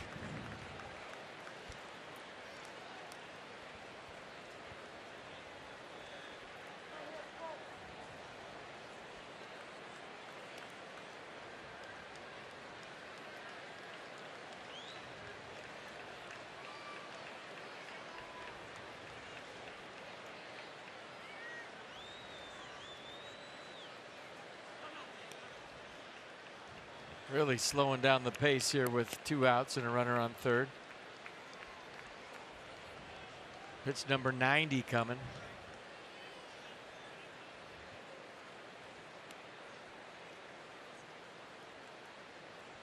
Two. Outside, you could hear the umpire say. Mike Michelinski. Was he right?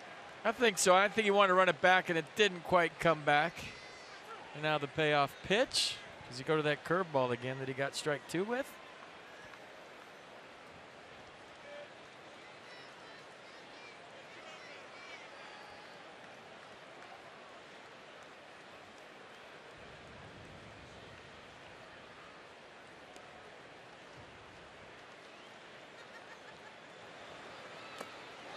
He went to the changeup, held on to it, and the Cubs have runners at first and third.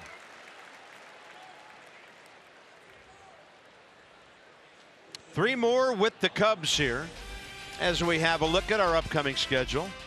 Brought to you by Sandy Spring Bank, where they help people and businesses reach their goals every day. Sandy Spring Bank, from here for 150 years. Joe Ross, John Lester tomorrow, Max and Cole Hamels. How about that? On Jason Worth's day here Saturday. And then Sunday, Eric Fetty and lefty Mike Montgomery. The Nats will see 3 lefties in a row starting tomorrow. And then, of course, it's on to Philadelphia next week. Right back to Philly. I watch a base hit bunt here with 2 outs with Almora. He likes to bunt. And with 2 strikes, gotta watch out for this. A little double steal where Bryant actually leaves early. Joe Madden likes that play. Plus, I felt like drawing air. Your drawing has really improved Thanks. over the years. Thanks, Bob. I practice all winter. 1 ball, 1 strike.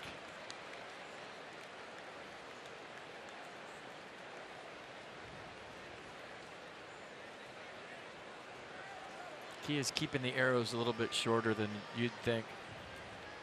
Don't go too far with those. Overwhelms the viewer.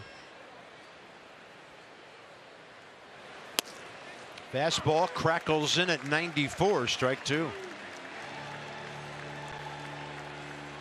That's where we got to watch Bryant leaving early. Davey Martinez knows.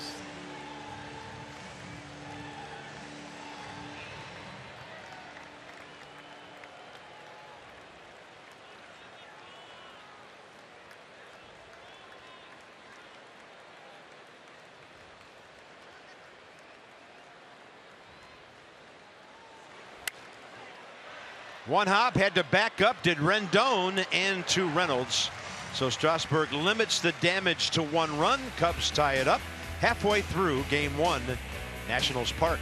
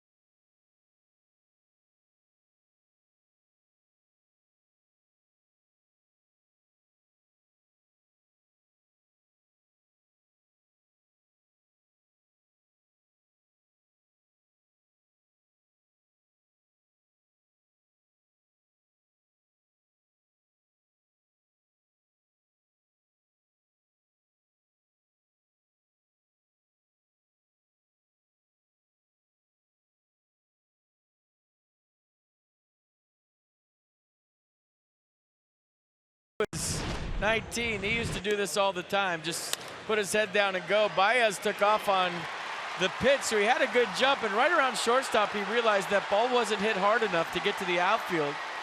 And he could score all the way from first on a ball that didn't go in the gap, and then Rendon's did.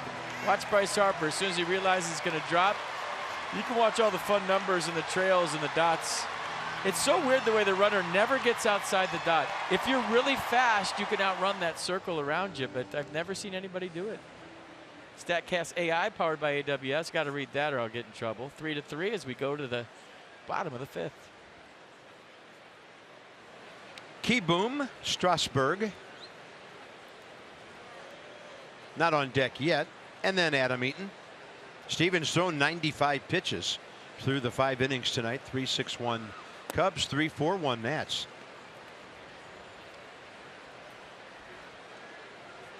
Cubs have now stranded a half dozen already.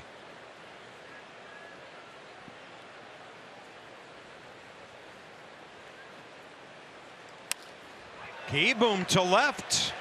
He's going to pull it twice tonight and have a 2-for-2 evening. Base it out to left center first time. So Spencer, 4 at-bats away from 100 as a big leaguer, now 19 hits. Seems like they're making nice adjustments second time through to the Hendricks changeup. Like, hey, they talked to the dugout, like, let that thing get deep, disregard the fastball, and just try to take it out of Wilson Contreras' glove. Some good at-bats second time. This is an important bunt for Steven Strasburg. Nobody out. Tried to bunt Kieboom to second with 1 out back in the 7th. Ended up fouling the bunt attempt off for a strikeout. He should swing here. That's a great one. He should bunt here. Rizzo to Murphy, 3-4, perfect sacrifice. Stevens' 5th of the year.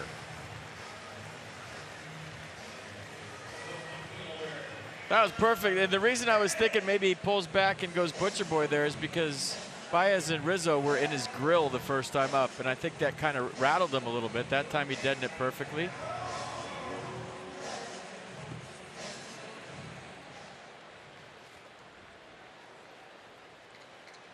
Adam Eaton, swinging strikeout, fly ball to center.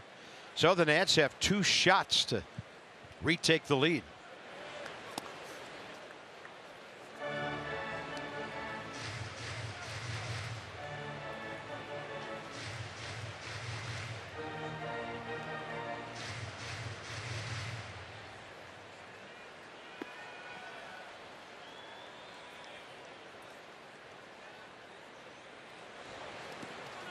Ball bounces, and Contreras, good job to keep it close.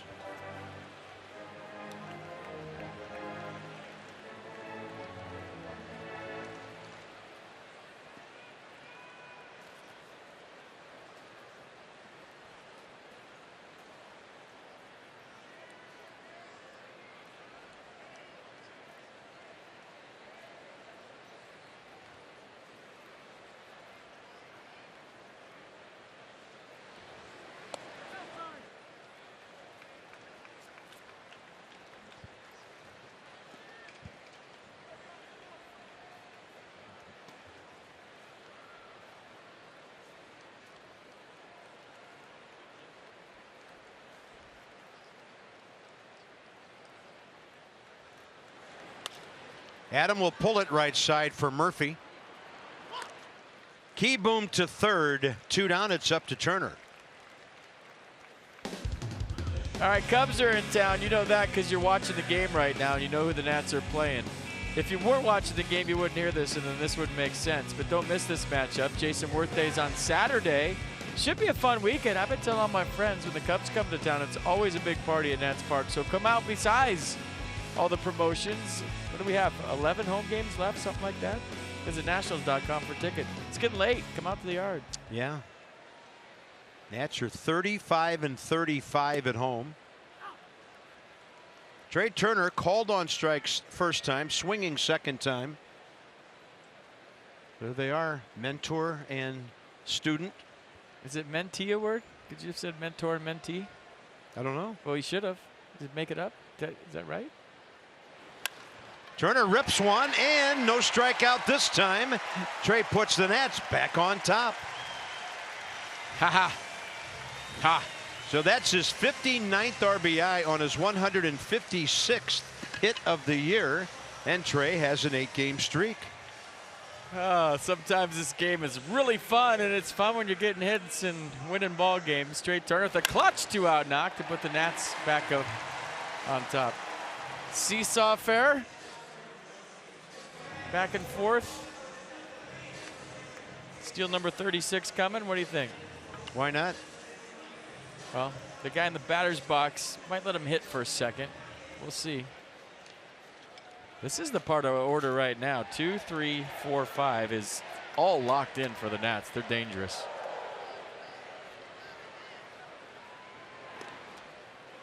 One ain't too shabby either.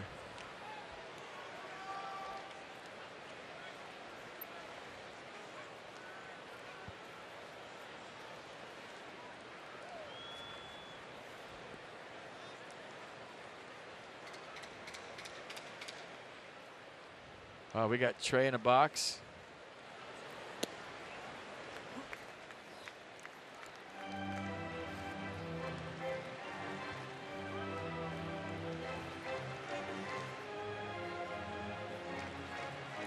So 1-0 might be a changeup with this guy pitching. This is how you think I'm first. Okay, if he's throwing a changeup here, you think he's going to throw a 1-0 fastball to Bryce Harper? I might go. Let's see.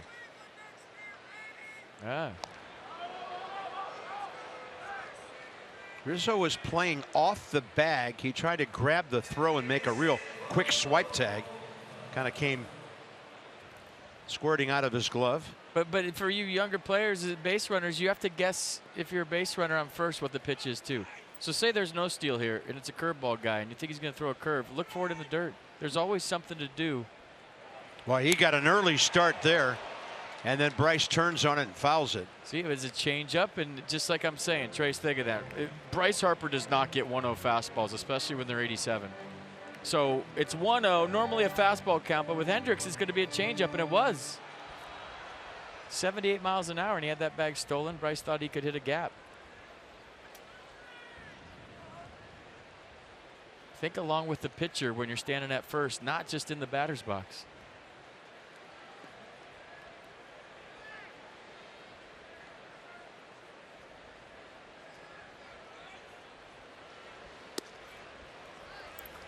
On the changeup away, 2-1.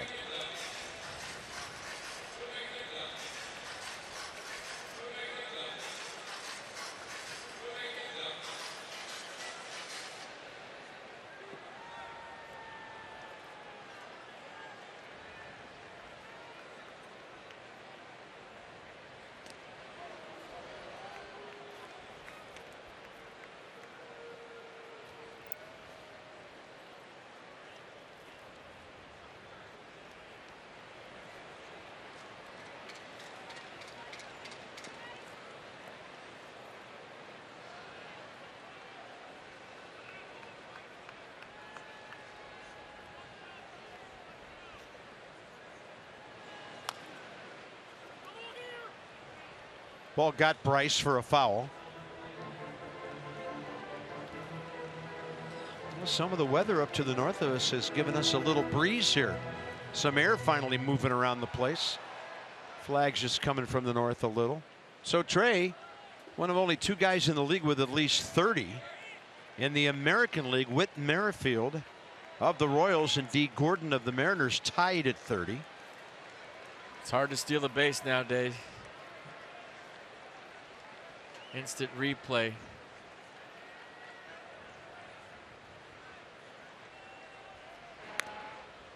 You know, back in the day, if you beat the throw, you were safe. Now they challenge it, and if your pinky comes off the base or they tag you on the cleat as your heel's in the air, I mean, so the stolen base today is hard.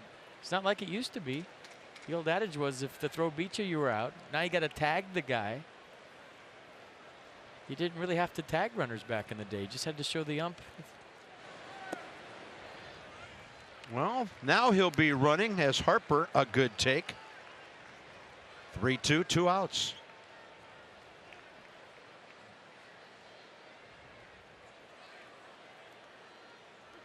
Not to mention the analytics side. You don't want to give up outs on the bases. So a lot of guys on the right side on the shift. Harper pops it up left side. It's Addison Russell, the shortstop. But the RBI by Turner puts Washington back on top.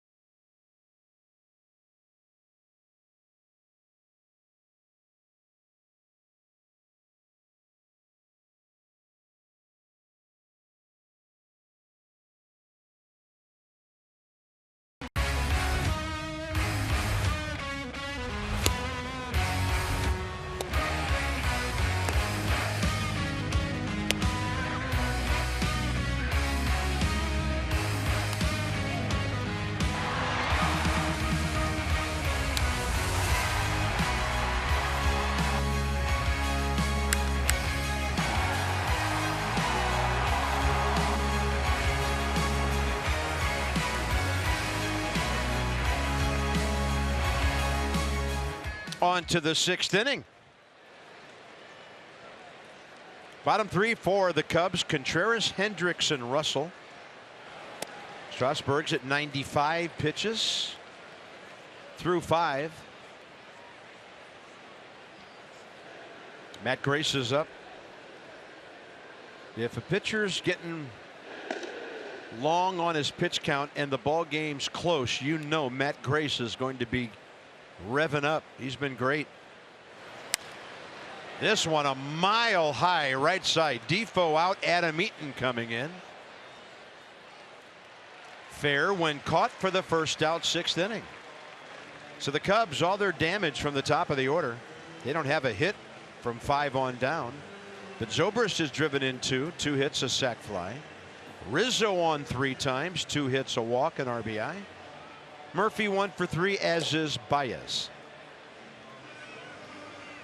Hendricks has struck out twice, and they're going to hit Kyle Schwarber for him right now.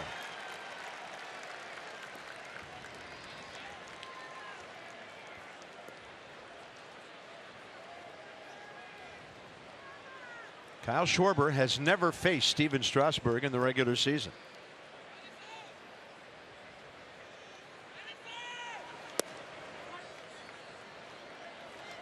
Well, Nats fans saw Kyle in the home run derby in the finals against Bryce.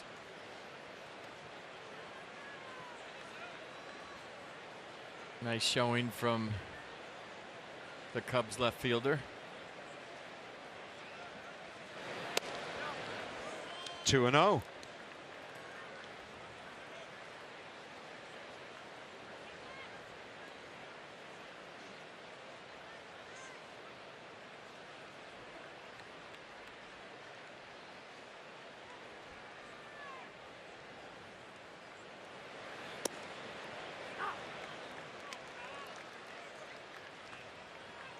Good location. You know he's swinging, looking for the fastball, and then you paint it out there. Get a good frame from your catcher. Mercedes showed you a nice pitch. So at 100 with 1 out in the 6th. Trying to go at least 6 for the 14th time.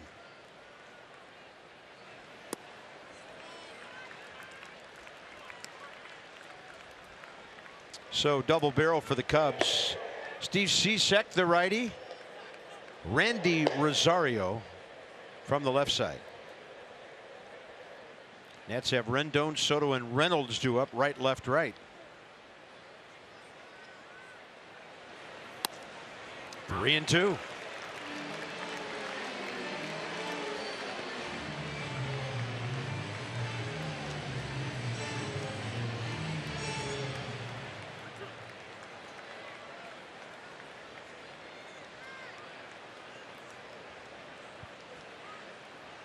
Trey Turner just moved further to his left on the shift.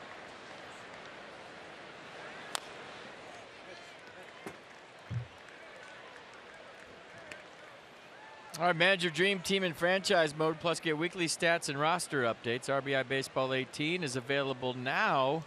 Learn more at RBI.com. Rated E for error. No, E for everyone. E is for error. It's baseball. It's not everyone.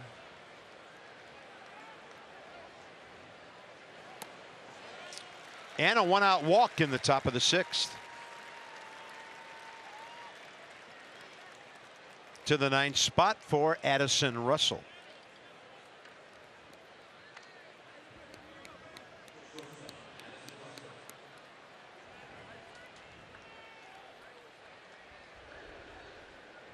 Coda Glover now gives the Nats double barrel action.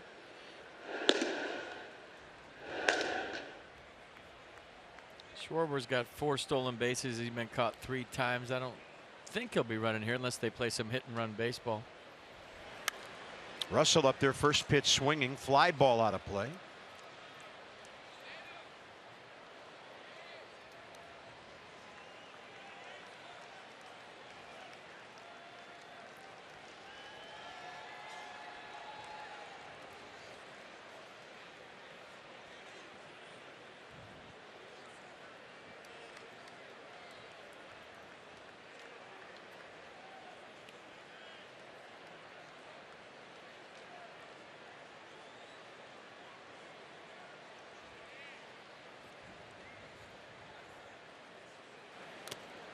Yes, he did. And that one deflected right into Spencer Keyboom.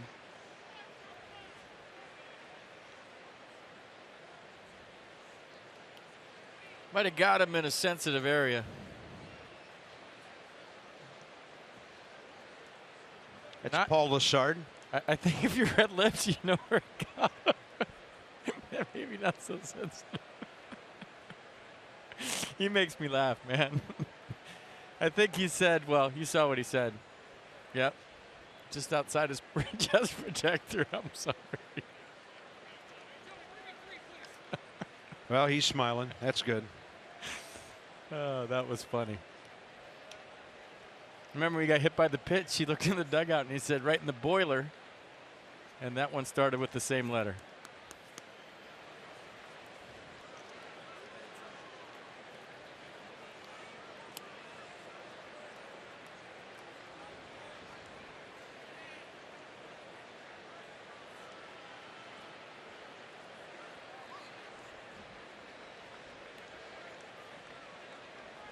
Addison Russell, fly ball to right, fly ball to center.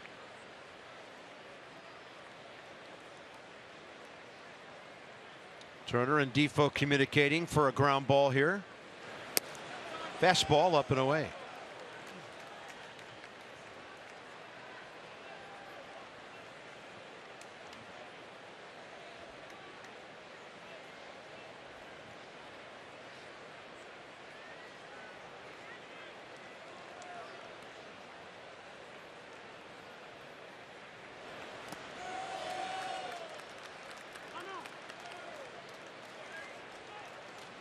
Well, big pitch here, 1-run game. If it goes to 3-2, you feel like Joe Madden has a chance to start Schwarber at first. So you want to seal the deal right now in this 2-2 count.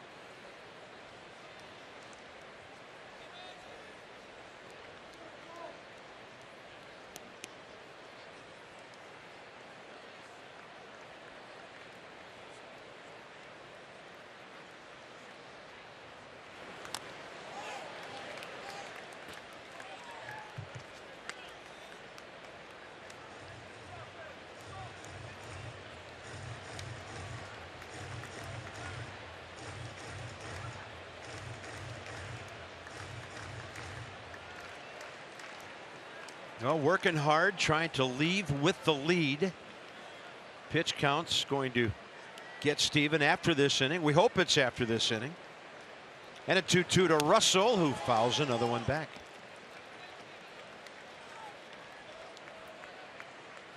It's number 111 coming.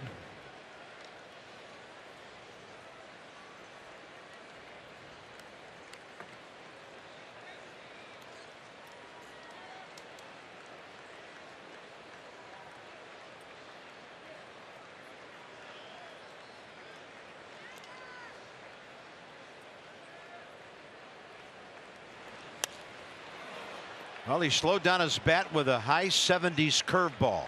Bryce Harper for the second out. Top of the order now. One more tough hitter.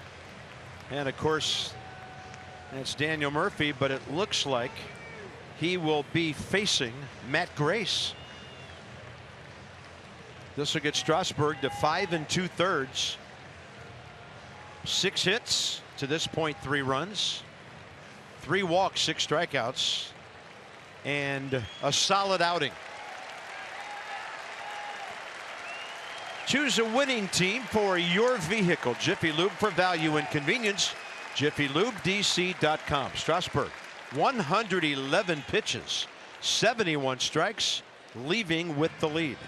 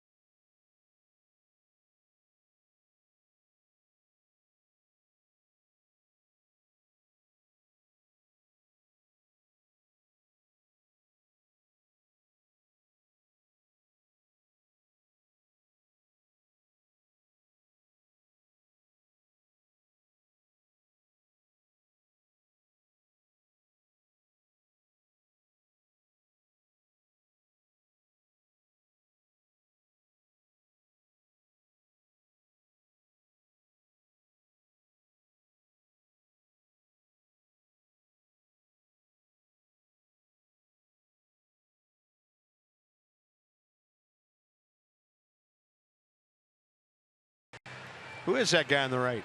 I know him. Oh. That's Santa. Is that the real Santa, or do you sit on a throne of lies? Nationals Winterfest presented by StubHub is coming for the holidays now at Nats Park. So December 1st and 2nd, that's a Saturday and a Sunday. Experience holiday fun for the whole family. Early bird pricing is now available, so purchase your Winterfest tickets by September 30th to save. Visit nationals.com. I think that guy smells like beef and cheese. Here's Matt Grace, 47th appearance. 46 strikeouts, 47 hits in 52 innings. Matt's been great. He faces Daniel Murphy, and they match up for the first time. Murphy, of course, a Nat when Matt got to the big leagues. Murphy base hit last time. Led off the fifth, came around to score in the Ben Zobrist sac fly. Schwarber at first, 2 down now, and Murph driving one the other way out of play. A little tardy on that after the first pitch slider. Snuck up on him. It was in the zone he was looking. That's why he fired off that big swing, but he was late.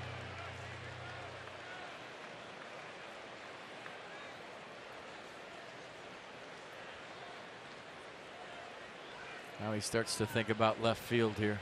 Runner goes.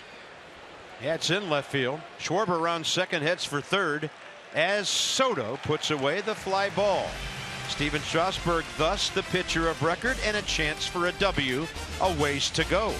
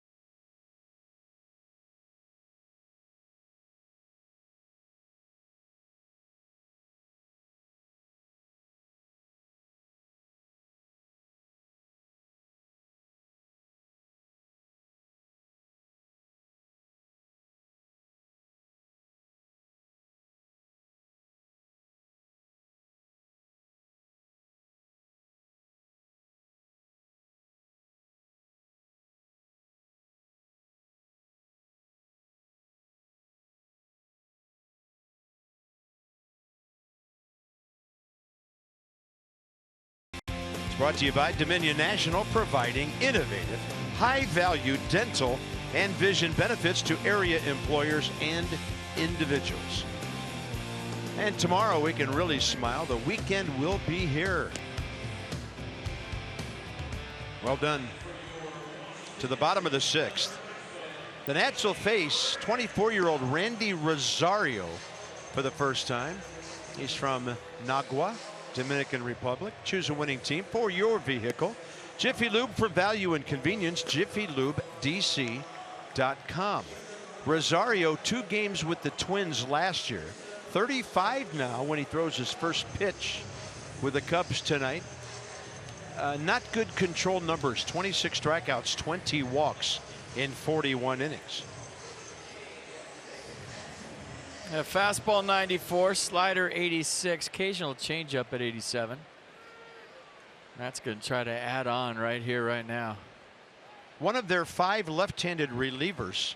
The Cubs have 13 men in their bullpen for this series. Anthony Rendon, fastball in there at 91. Big hit for the Nats last time after the Harper could have been called a base hit. He drilled a double right center to score Bryce. And then Mark Reynolds, 1 out later, left the premises with that home run. This one out to short. Russell to his left. First out, 6th inning. Let's check out the Nats box.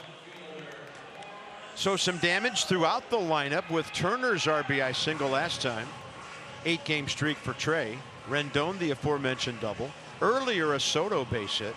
And the big blow, the Mark Reynolds 2-run homer that put the Nats on top. 3-2, bottom of the 4th. And of course, Spencer Kieboom has had a nice night, 2 for 2.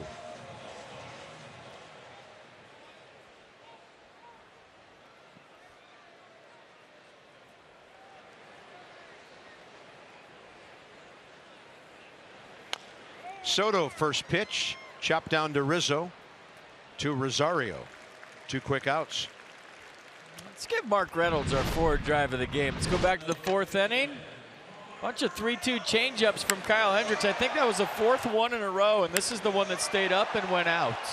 106, 31-degree launch angle, 418 feet later, 3-2 Nats. Hurry to your local Ford dealers for great savings on cars, trucks, and SUVs. Interchangeable who's.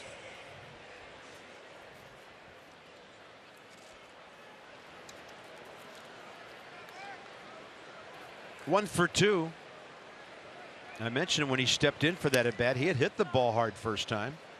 Just a hot shot right at Murphy, who was shading up the middle where he is now. Became a double play, and then he drove into the next time.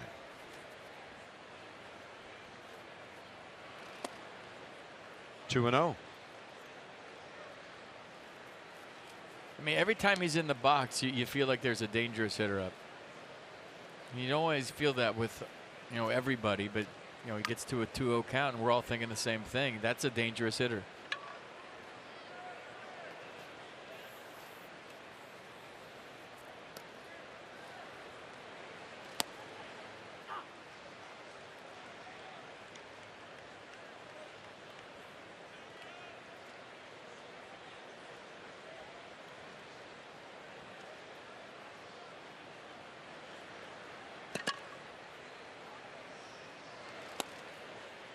And that heater right in there, 2-2.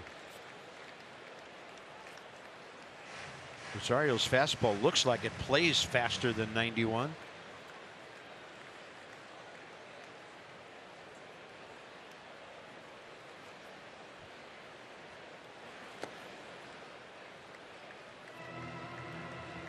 We've never said, either you or I, is that his fastball plays slower than 95. We've never said that. Yeah, you see 95, it's going to play every bit of it. I mean, there's probably times that that's true when a guy that's throwing 96 getting tattooed, but we've never said that. Probably should. 3-2. Reynolds will drill one to right. Mentioned earlier tonight, he has really cut down his strikeouts this year. If you round it up just a bit, he only striking out once every 14 at bats. And it is really paying big time dividends for him and the Nats this year. Yeah, that fastball 91 played a lot slower than 91. That looked like it played about 80. How about that? There we go.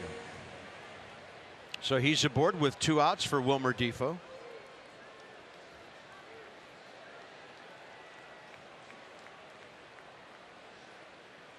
Wilmer first time up right-handed tonight, and that's a one hopper for Baez to Murphy. On to the 7th we go. The Nats on top of the Cubs 4-3.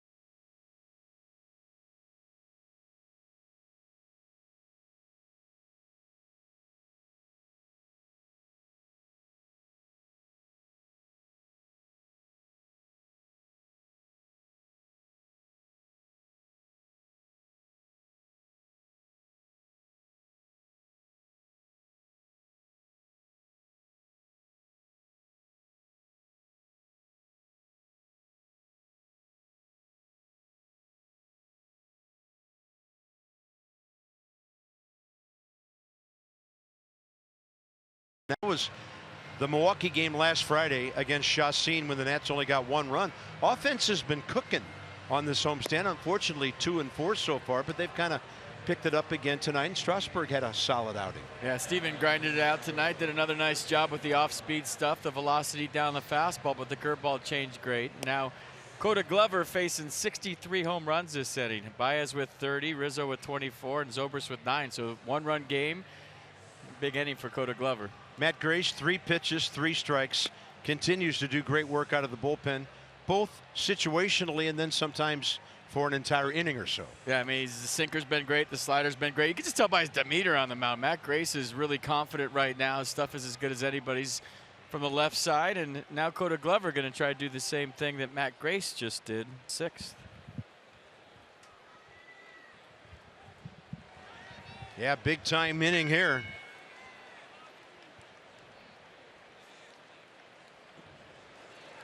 Baez 0 for 2 career against Coda. He drilled a high fastball. Baez went to get it, and Defoe throws him out. More on the bullpen. Here's Dan. Bob, the Nationals bullpen missing their closer since the All-Star break. Sean Doolittle still on the disabled list with that stress reaction in his foot, but threw a simulated game yesterday and came out of it feeling as good as he has after any of the simulated games that he's thrown over the last handful of weeks, and then also felt good today. Davey Martinez saying there's a good chance that Doolittle will be activated sometime this weekend, and the Nationals will be excited to have him back. Davey's also said, though, guys, that he's really excited to see some of these young pitchers in clutch situations like this, getting a look at Coda Glover in a high-leverage spot right here. Yeah, Coda Glover and Anthony Rizzo. One-run game. Rizzo's 0 for 1 against him with a fly ball out. Come back, Sean. Really missed that guy. Get to see him around the clubhouse and around the ballpark, but that's nothing like what he generates in this yard when he takes the mound. Can't wait for his first appearance and or save opportunity. Nissan pitch cast. Clearly a strike right down the middle. Yeah, I think a seam of the baseball got the edge. Swing the bat. 1-1. Take it, right? This one twisting its way out to Soto, and Glover's going to have a couple of quick outs on 4 pitches. Next up, Ben Zobrist, and he's 0 for 1 against Glover.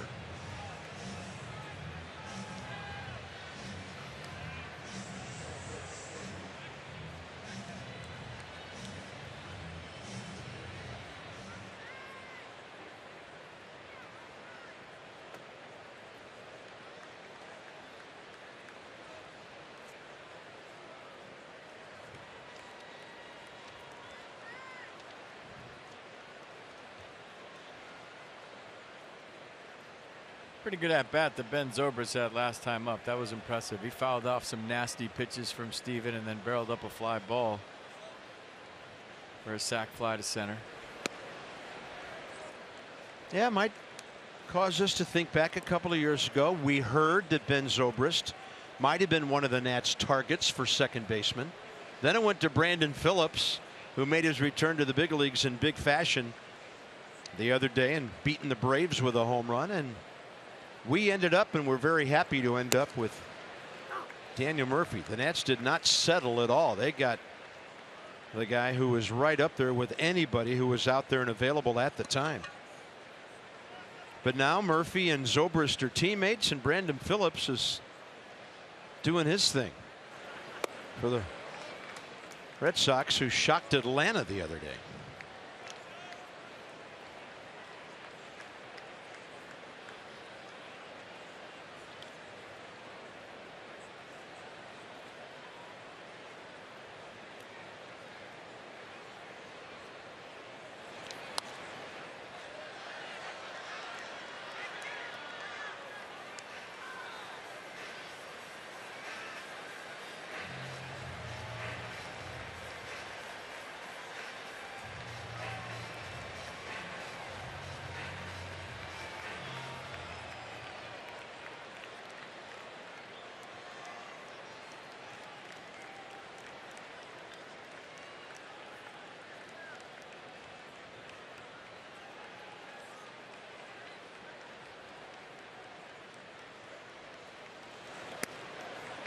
Three and two.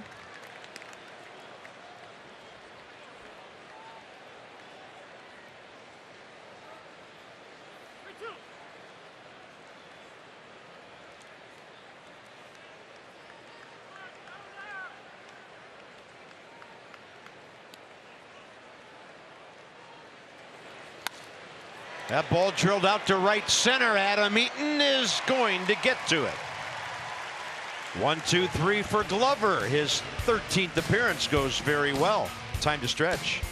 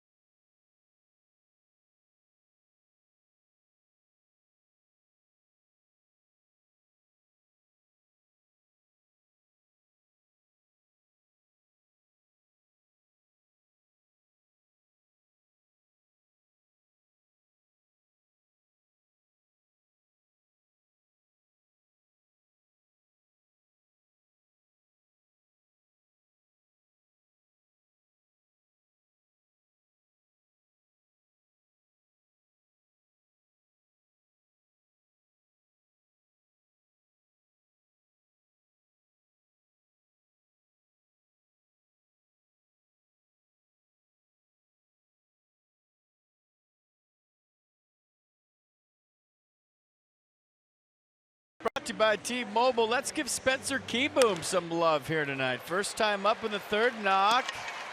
Was thinking about two, but hit the brakes. Second time up in the fifth, knock.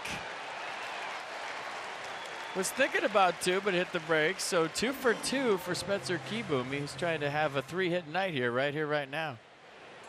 Yeah, pinch hitter coming up next. Bottom of the 7th, Rosario stays in after a 10-pitch, 7-strike. 6th inning. And some fun on deck. There's Victor Robles. His first 3-piece here if he gets a knock.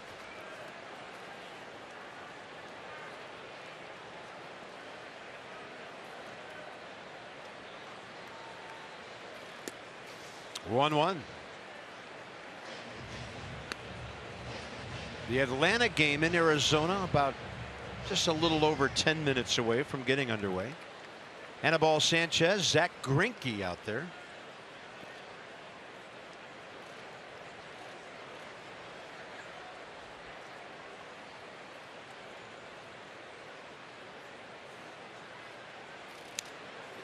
Ball cutting in, he fouled it. 1-2.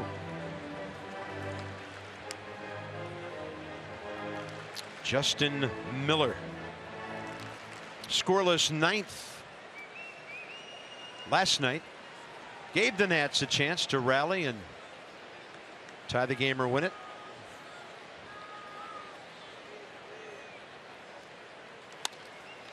Keyboom got jammed, and how well did he place it for a third base hit? That'll get him over 200 and his 97th at bat of the year.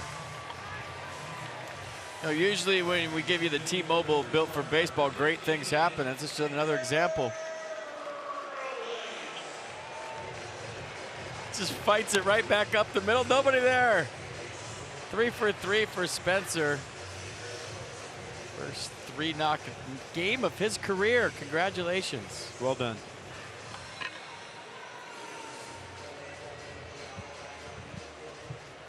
Nothing like 3 for 3, and your batting average goes up 25 points.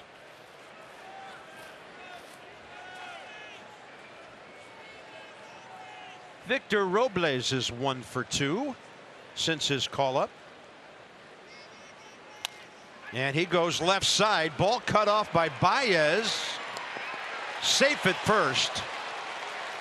It's got to be a one hopper right at somebody to double up that guy. So Kieboom retired on the 5-4. Cubs are having a look. Close at first, and it's not a bad trade of runners for Davey Martinez's ball club. We saw him score from first last night. Let's watch him run to first.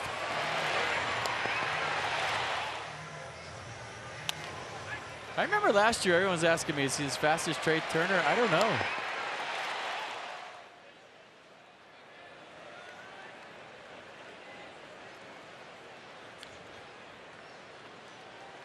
I'm going to say no, but it's close. How about that for a guess?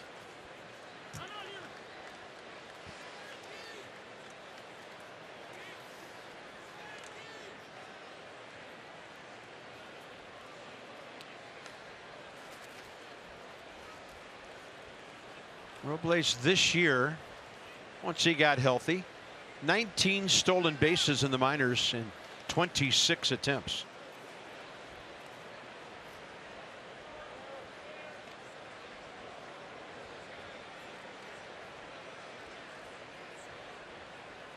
Last year in the minor leagues, he stole 34, 37 the year before that.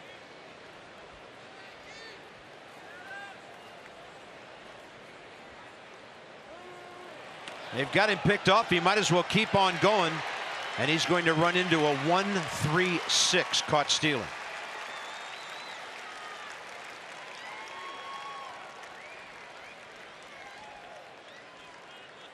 Now, you can beat a lot of relays, but Anthony Rizzo, he'll come meet the baseball. He's got a very strong and accurate arm. He threw that right on the money to Addison Russell. Watch him come meet the baseball. Perfect relay, the tag on the arm.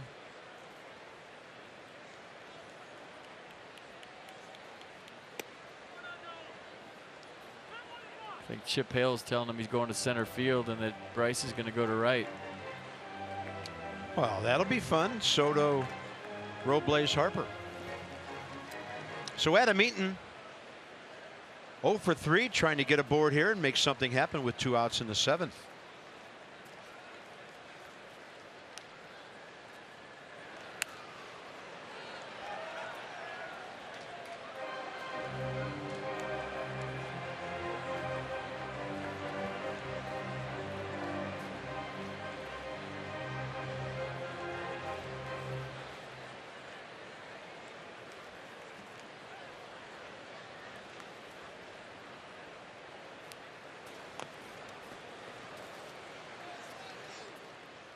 Might have left a little early and ran out of bat. You see that? Usually he'll hang out in there a second longer, but that time he kind of started jumping toward first, and I think maybe the speed of the pitch, because it was only 87, didn't get there. Watch this. He squares around early. I like that. And then he starts to leave, and then the pitch going the other way, cutting away. Ran out of bat. 2-2 now. Believe it or not, as a bunter, you actually need location of a pitch based on where you're bunting it. If you want to bring it with you, it's got to be middle, middle in. If you want to lay it down to third, it's got to be middle, middle away. So you think you just bunt any pitch? No, if you want to pull the bunt with you, it's got to be inside, just like when you're swinging.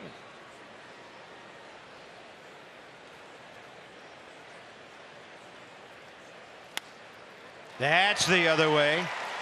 Beautiful swing by Adam Eaton. He'll round the back big. Bryant gets it in, and Adam Eaton has a 1 for 4. All right, just like we promised you, we never break a promise. It's time for the Miller Lite Hold True moment.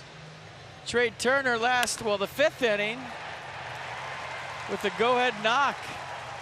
Extended his hitting streak to 8 games. Scored Spencer Kieboom all the way from third with 2 outs to give his ball club the 4-3 lead, and that's where we're at right now. Looks like Steve Cishek for Trey Turner. We'll bring you back to Nationals Park in a minute. Washington on top 4-3 and looking for add-ons here late.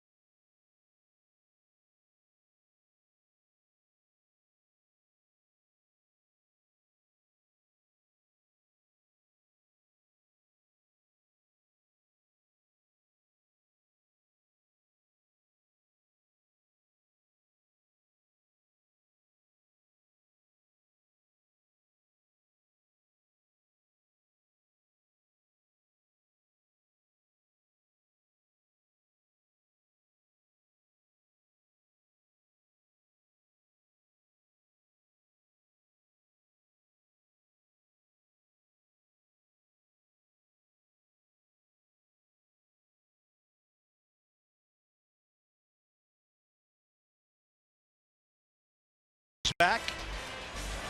48 ball games career, 17-13. Last time he started a game a year ago, July 9th, against the Braves. That's John Lester. He's 3-0 his last 4 starts. One of the leading winners in the league, and he'll be looking for number 16. 6:30 Nats Extra Masson tomorrow.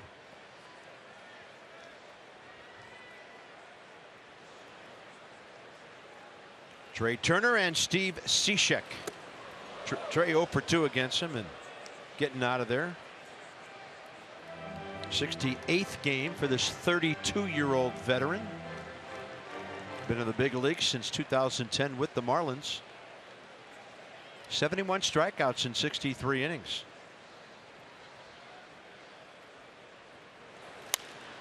Turner got a fastball, a little late for it. Ball's got some carry to it and into the seats. 1-1.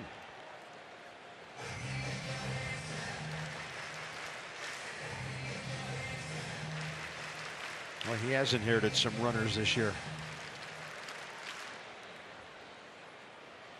A fastball slider, 2 pitches, fastball 90. You saw the release point, 62% of the time.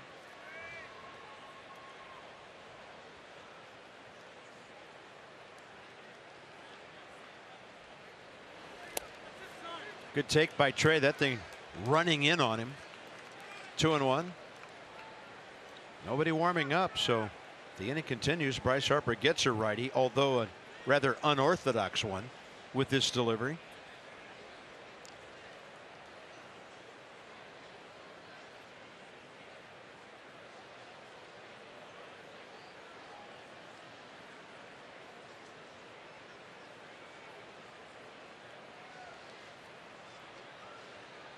Trey has extended his hitting streak to 8 games tonight.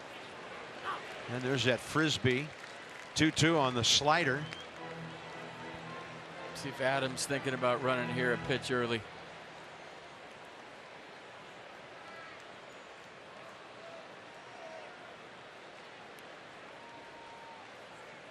Tries to get that hop into his jump. He starts short and then tries to hop into it. Swing and a miss, and the inning's over. To the 8th. Nats bullpen's going to have to be solid. Miller appears to be next. 4-3 Nats.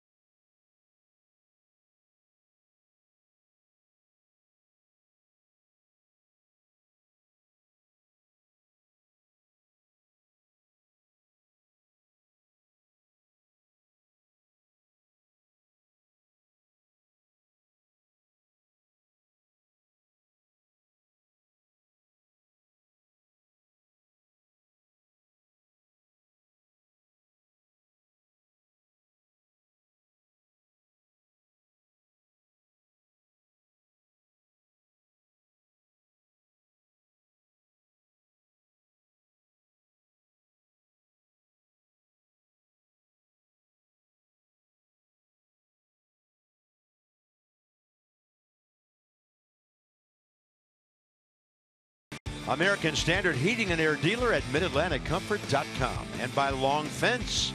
Start living the difference. Visit longfence.com today. Schedule your free in-home estimate. Mark Reynolds, a big blow of the ball game. 2-run homer, capping off a Nats 3-run rally in the 4th. Spencer Kieboom, a career night at the plate, 3 for 3, a run.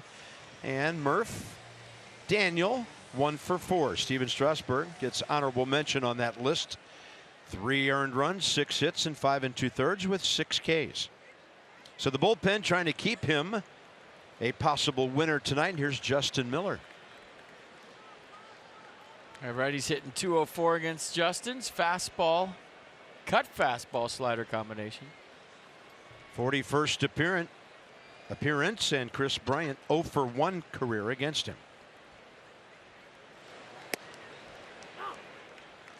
So Adam Eaton double switched out of the game, so Victor Robles stays in to play center. Bryce Harper to right. And of course that Soto kid in left.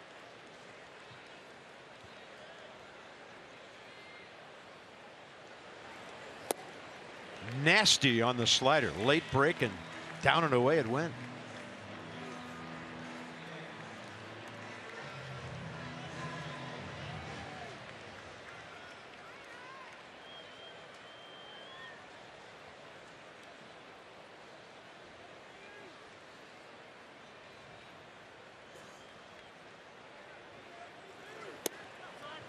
Now, a couple things here. Obviously, you want to keep the 1-run lead, but if you can have a quick inning and keep Baez, Rizzo, and Zobrist out of the 9th, that would be ideal. Tim Collins.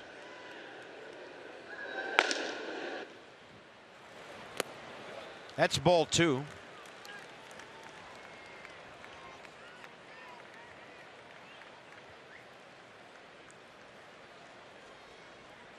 Moving Mark Reynolds further off the first base line there is Davey.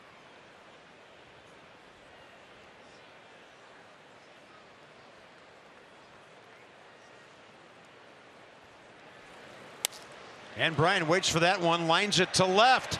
Soto, no way to get there. Gets it back in quickly. And the Cubs have the tying run aboard, leading off the 8th.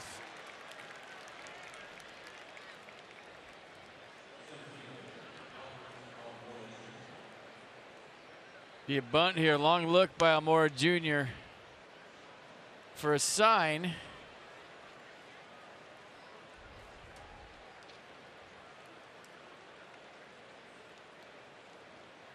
Brian Butterfield, the third base coach for the Cubs, to see what they're doing.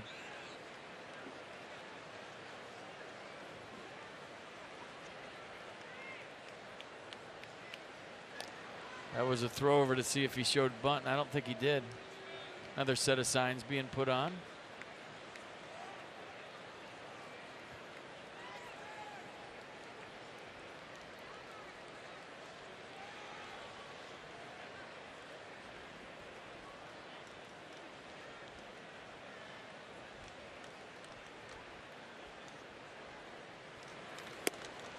Ball 1.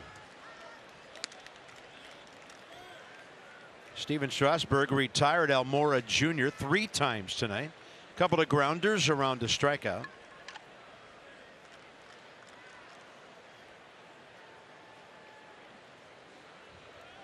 Good speed on both ends here. Chris Bryant's way faster than you'd think. Almora can run.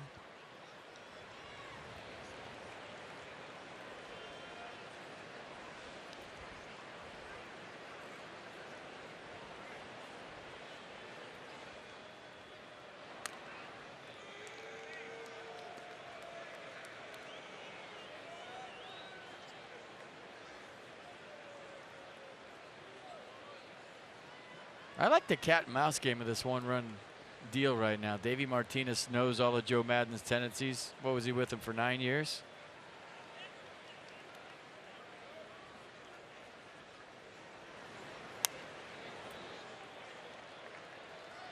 You know, you sit next to a skipper for that long, he likes to hit and run 1-1. That's when he always used to hit and run. Or, you know, he likes to bunt in this situation. He always does that. Or this is one of those deals where you don't know what he's going to do. So, I mean, he knows. I think Davey knows more than Joe knows because Davey's never managed before. So how would Joe know how he's going to run it? Yeah. Had some tight games in Chicago. Cubs 3-2. The Nats busted open a game to win 9-4. And then, of course, that Sunday night game that we've all tried to forget about. 1-1. Off to the right side. Almora Jr. 1 ball, 2 strikes.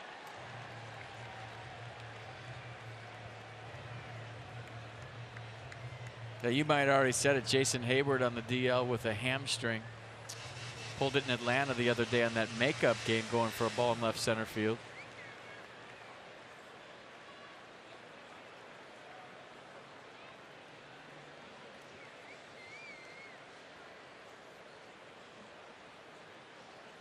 One, two, and it's over the reach of Trey Turner. Bryant going to third, and Robles throws over there. It's close, runner safe, and Almora Jr. keeps going, and he's at second. Aggressive base running by Chris Bryant. I didn't think with nobody out he was going to go, and maybe Victor Robles didn't think he was either. So you come into a big league game, what do I always say? The ball finds you. Robles charges this ball, but then he kind of Cadillacs it there at the end. Did you see him pull up? And that's what Chris Bryant saw. He came in firm, and then the last 3 steps he waved off Juan Soto and kind of lollygagged to the baseball, and then Bryant into third base. Took advantage of the last 4 steps from Robles. Well, lots of trouble for the Nats now. It's Contreras, runners at second and third, nobody out. It was almost like he was trying to deke Bryant into going to third because he knew he had the arm to throw him out. And then when he looked up, Bryant was too close. Maybe those last steps where he throttled down, maybe lollygag's too strong, by the way. Back up on that one. Ground ball to short. The game is tied. Turner throws in behind the runner, and they pick off Almora at second on a 6-4. With Contreras running, he may not have had a play at first, and they got the other guy. Yeah, heads up play by Trey Turner. I'm looking across the infield thinking he's going to try to get Contreras. Contreras can run, and he would have been safe, but Trey went for the out at second. That's a bad base running mistake by Almora Jr. Right there he goes, uh-oh, I'm in no man's land, and Turner saw it. Defoe there, nicely done. That's the go-ahead run. Terrence Gore will run for Contreras.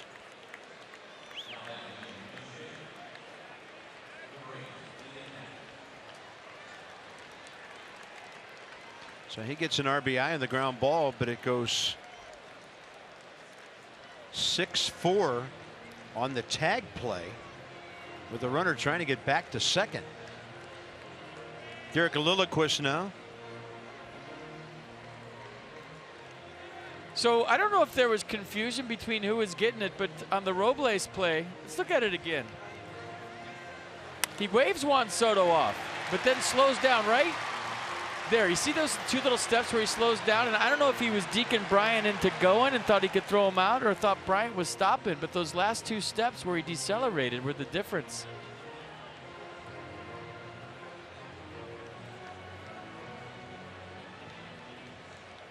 Juan Soto studying his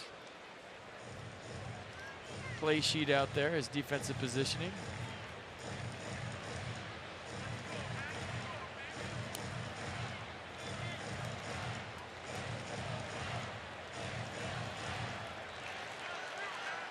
Ian Happ, the switch hitter, bats in the pitcher's spot here. First time he faces Miller.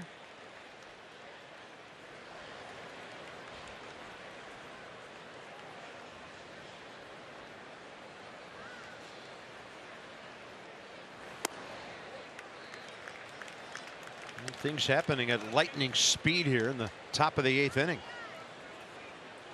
Yeah, Gore was going back on that pitch, and I don't know that I've ever seen a base runner go back on a right-hander, but he went back to the bag there.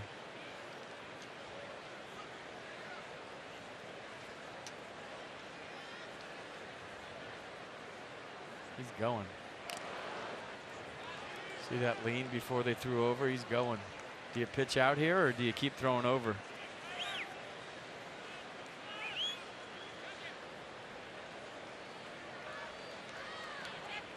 Maybe they're putting the stop sign on. That's why they whistled him back to the bag to put on a sign.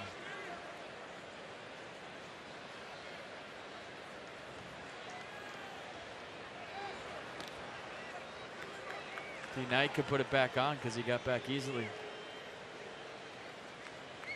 Whistling again.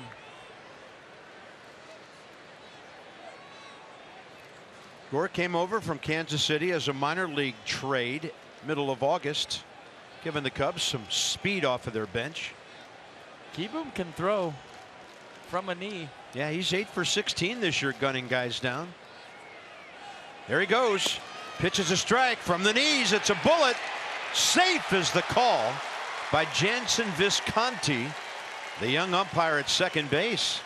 Did he pop off the bag is what they're checking right now on the slide.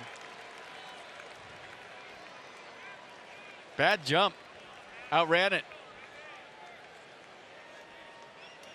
Wow, that throw was right on his hip. Watch the jump. That's a late jump, but he's so fast, and a great throw by Keyboom.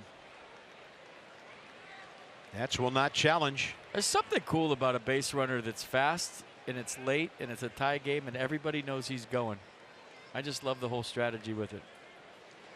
Still only one out. Now the lead run at second base. Ian Happ swings through a fastball upstairs, 1-2.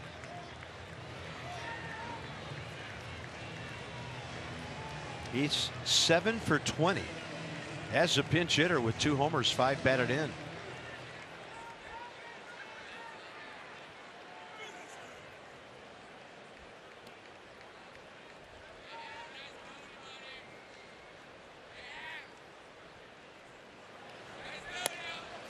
And that ball cutting up and in. 2-2.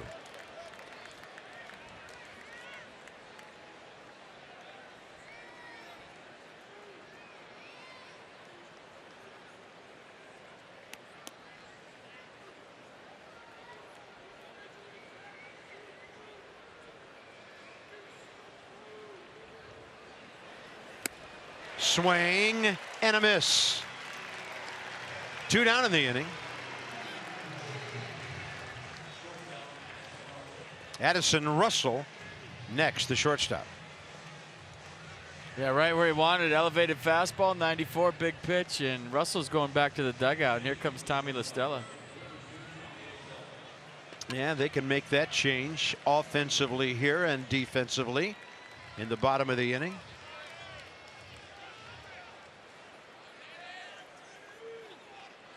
Tommy LaStella, .315 career against the Nats.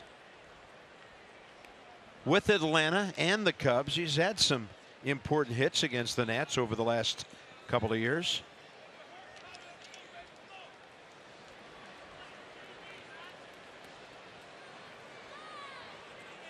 LaStella first time against Justin Miller. Way out of play.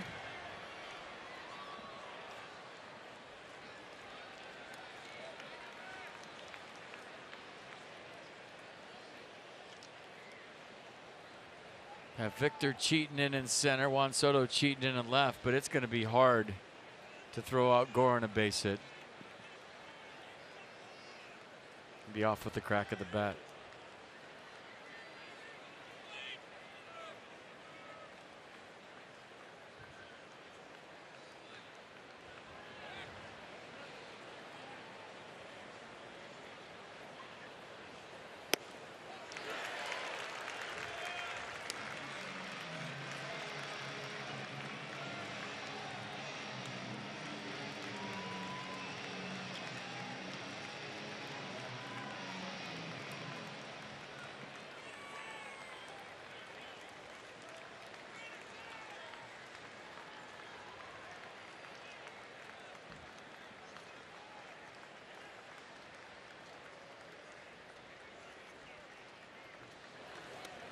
And he's hit by the pitch on an 0-2.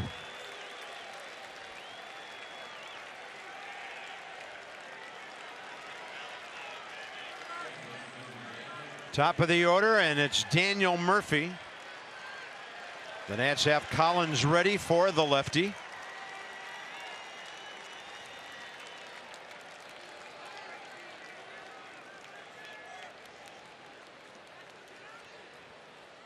And Justin Miller obviously disappointed. He wanted to put an end to this inning. So Collins on. Daniel Murphy is 0 for 1 career against him. Lefty, lefty, straight ahead.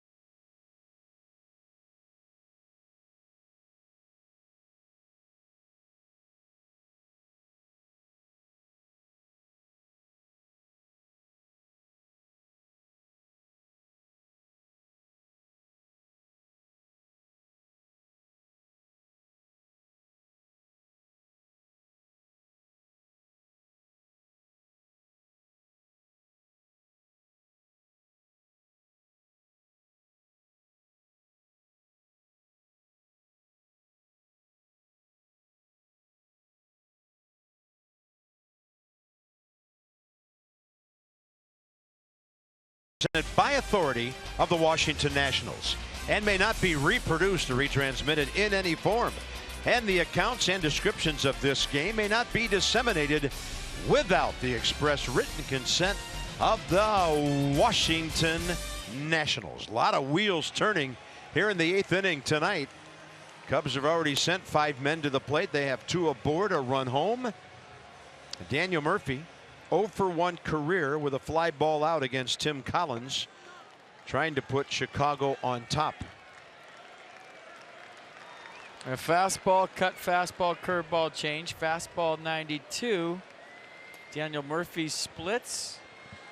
He's hitting .233 against lefties this year with a .566 OPS. He's hitting .326 against righties with a .894 OPS. So that's why he gets the left-hander. Murphy has hit the ball to left his last 2 times, a base hit and a fly ball.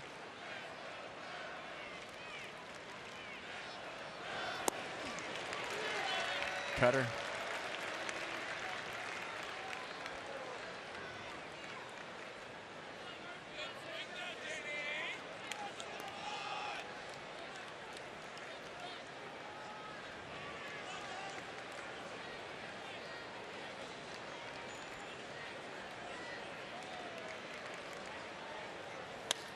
Murphy to left, and Soto is coming to get it. So the Cubs will tie the game. They've left 9 runners tonight. For the Nats, it's Harper, Rendon, Soto, bottom of the 8th. We're all square at 4.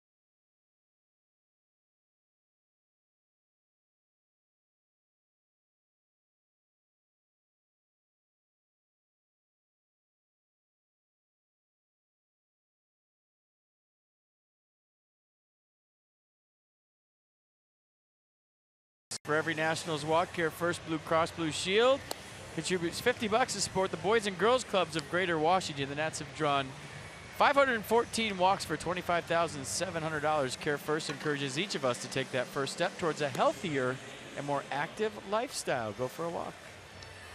Carl Edwards Jr., 49th game, 27-year-old right-hander. And in 46 innings, only 32 hits. Now he can walk a few guys, 22 walks over that time, 60 strikeouts, but he can be hard to hit. So that's the equivalent of about 14 innings this year without giving up a base hit. Bryce Harper is 1 for 2 against him. A fastball, curveball, 2 pitches, fastball 95, curveball 80. Throws the fastball 76% of the time. So good chance Bryce is getting one right here, right now. Changes all over the defense for the Cubs. We'll get you up to date in a moment. You can see there Victor Caratini, the new catcher. It's like Daniel Murphy's been double switched out of the game. It's Italian for small carrot.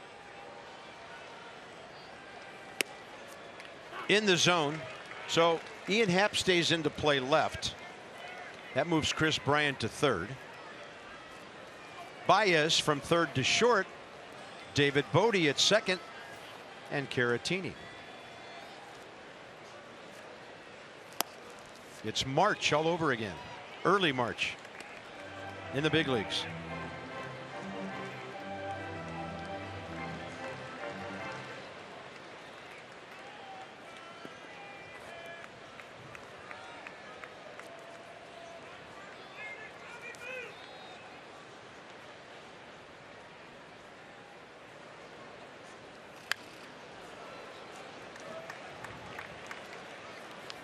Not too many teams can do what Joe Madden just did. They don't have the versatile players that he does. That's right.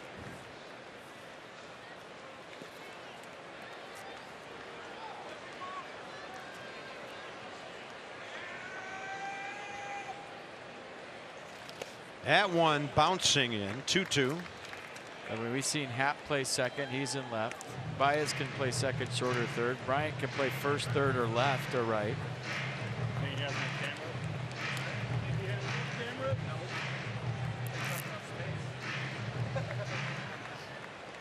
I think Bodie played third base that whole series when the Nats were in Chicago. He's playing second now. It's crazy, man. 2-2. Bryce, a good take.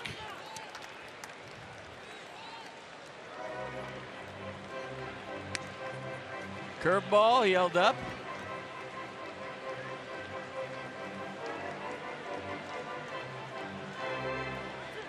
Just think with that two-strike approach, he's more under control.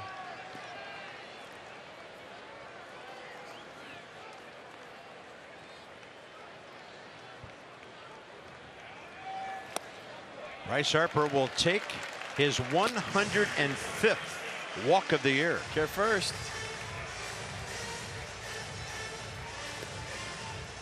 Living a healthy and active lifestyle.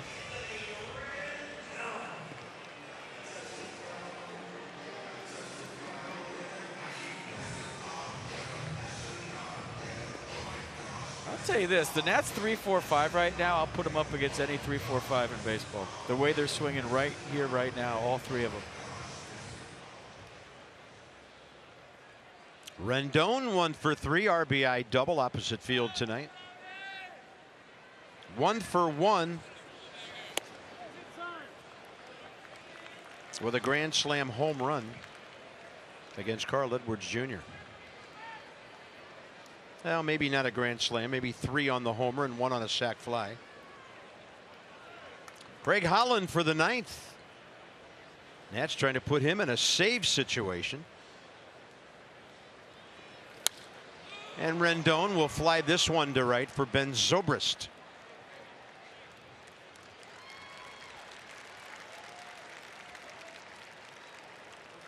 All right, the Nats are celebrating you, capitalized you, this September with a 4-day weekend of promotion, September 20th through the 23rd. The Mets are in town, so it's U.S. Air Force Day. Ooh, this is always a big one, the Oktoberfest Stein giveaway. I have a couple of those. Those are always nails. Faith Day, Carp will be involved in that, and halfway to St. Patrick's Day, which we all should be involved with every single weekend. Visit nationals.com for tickets. It's hard to segue between Faith Day and St. Patrick's Day. I mean, that's just, I mean, it's like doing a 180.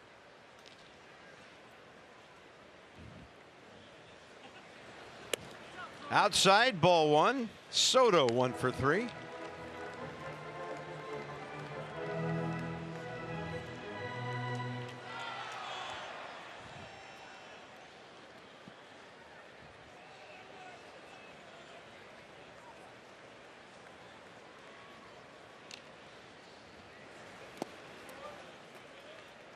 Yeah, the 3-4-5 for the Red Sox is pretty good, but I'm just saying, right now, the way all these guys are swinging it, the counts he's getting into, Bryce is locked in, Anthony's been barreling up baseballs.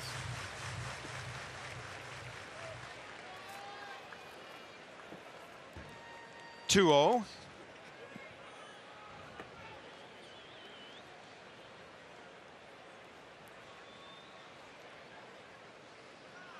Target moving in, and he missed upstairs, out over. It's 3-0. .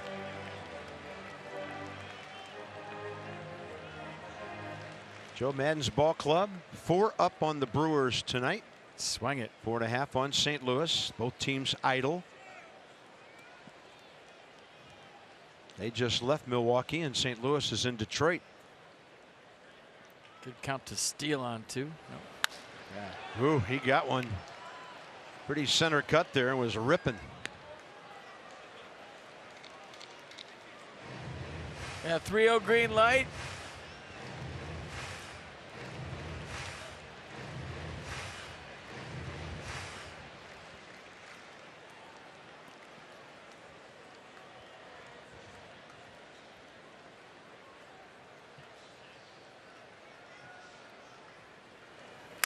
Soto into the right field corner. Bryce Harper racing for third. Picked up cleanly by Zobrist. So Bob Henley holds Bryce. And a big hit for Soto. 2 for 4 tonight. He's so good. I mean, he's just so good.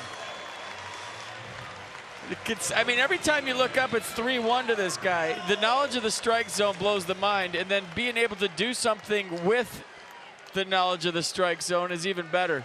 The barrel to the baseball. I mean, just put 3-1 on the board when he gets in the box because it seems like that's the count he hits with every time.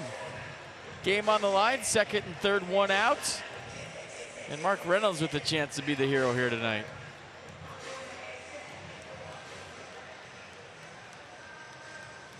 So that's it for Edwards. He faces 3 batters, walks 1, gives up a double. And deeper into the Cubs bullpen we go. Looks like Justin Wilson.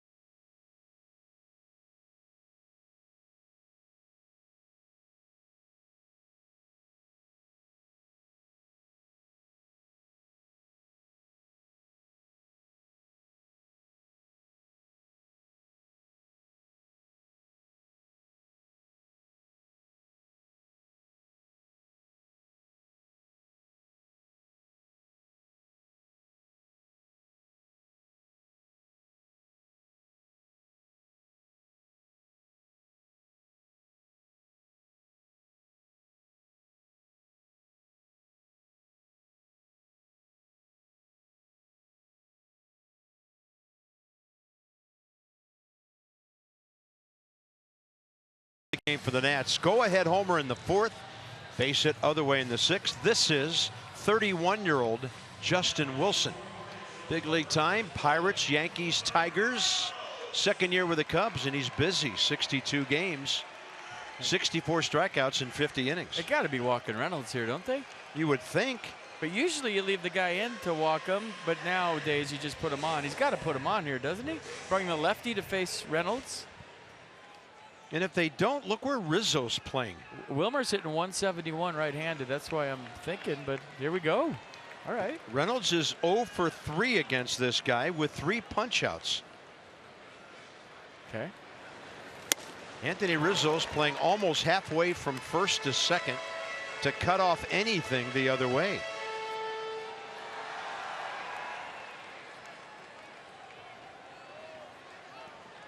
Man, look at this guy. 93% stranding runners. As good as anything we've seen from anybody this year.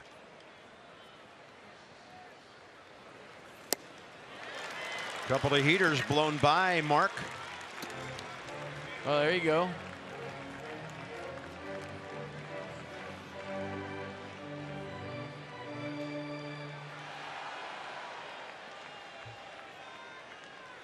Man, great splits on both sides.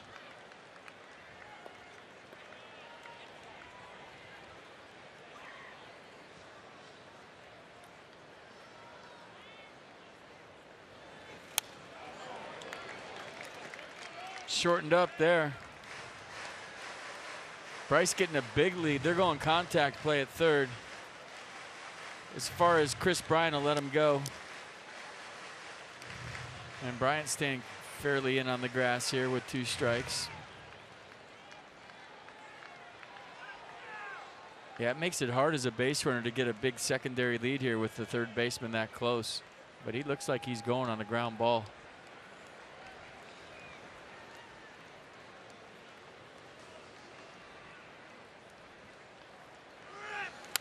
Ooh, it's a good rip.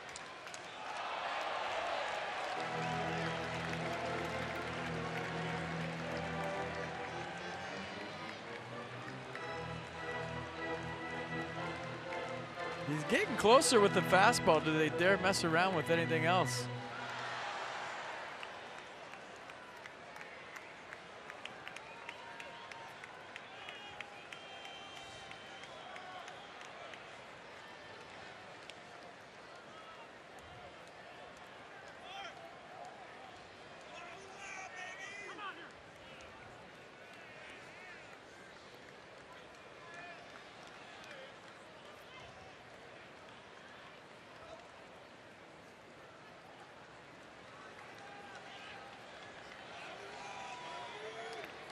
Oh, 2 again. And Reynolds able to ID the slider. Good block by Caratini.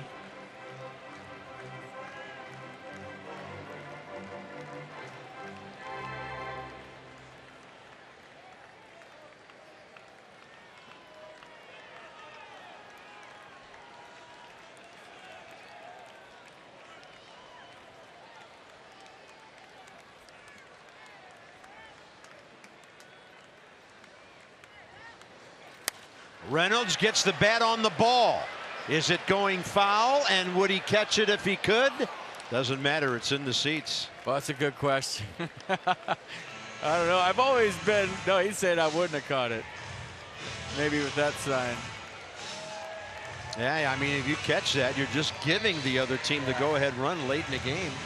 But it's kind of an interesting choice, FP. Every instinct you've ever had says go get it. The thing is, Carp being a former outfielder at times, is you don't know where you're at with the line. If you're sure you're foul and you're sure you're deep, yeah, but you don't have time to look down at the foul line if it's close. Reynolds a good battle. It stays 1-2. Counts even. You got a base to play with here. And Rizzo during this at bat has moved about 10 feet closer to the first base bag.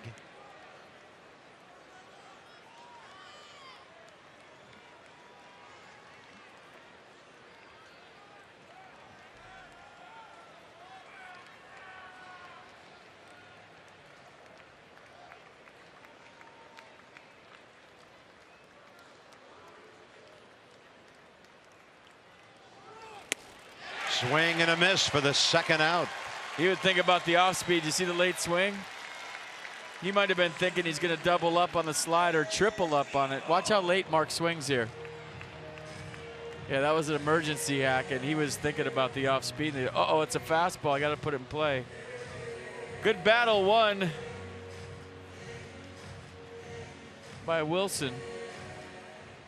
So it's up to Wilmer Defoe with 2 outs and runners at second and third. FP mentioned his right-handed numbers. He's got pop from this side. Ooh. He's not a bad hitter right-handed. I just don't think he's had that many chances. It seems like all his starts are against righties. And then sometimes when you don't have that many at-bats on one side as a switch hitter, you get a little rusty. But he can hit right-handed.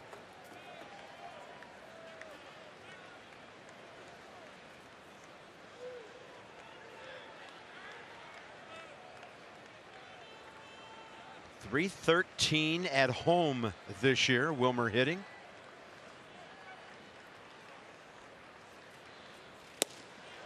And the heater is in there, 1-1. You can see why this guy has 65 strikeouts in 50 and a third innings. Heater's got some giddy up late. Got to be a high spin rate.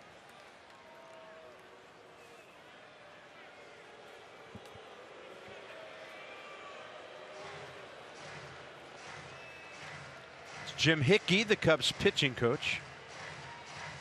I mean, he's probably telling them, you got a base here, be careful. Keyboom's on deck, but Spencer's got 3 hits, and if Davey Martinez wants to, he's got 3 catchers. And there's a guy named Ryan Zimmerman down there somewhere, so. If you pitch around Wilmer, you might be facing Ryan Zimmerman with first and third, or bases loaded, excuse me.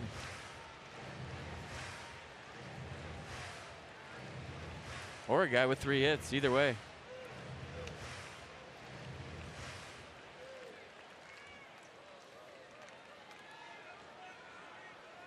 Pedro Strop has started throwing in the Cubs bullpen.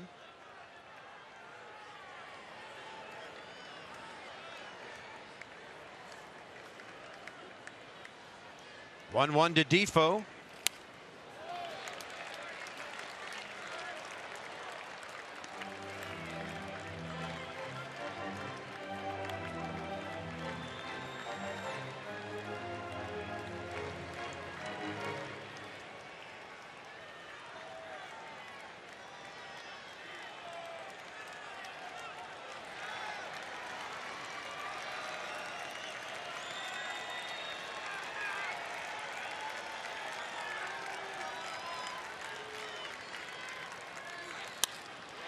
And the ball heading to left center, but it's hanging up. Over to get it, Ian Happ. The Nats at first, second, and third with 1 out, could not convert. On to the 9th we go.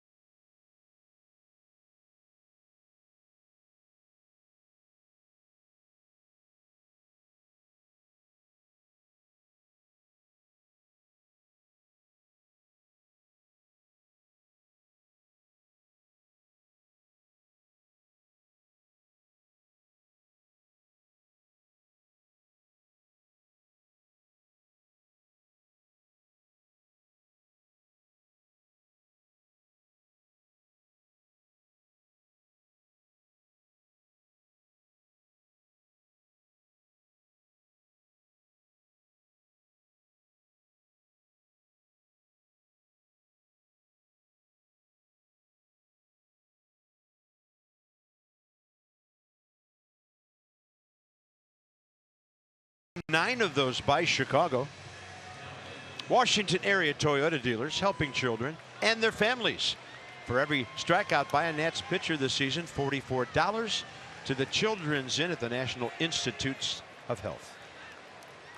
Greg Holland, 32 years of age, revolutionizing his season after struggling in 32 games with St. Louis. This will be his 15th appearance with the Nats, just a run on 5 hits in 12 innings so far with 13 Ks, and he gets Javi Baez to start the inning.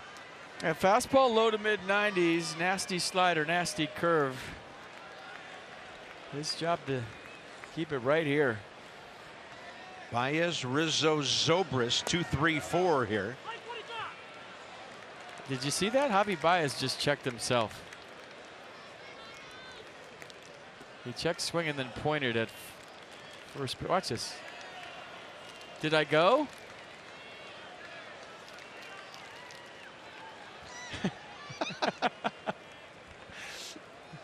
Oh, man. He went there. And often you don't have to throw him a strike to get a swing and a miss. Well, it looks like there's a lot of people that have thrown him strikes with those numbers.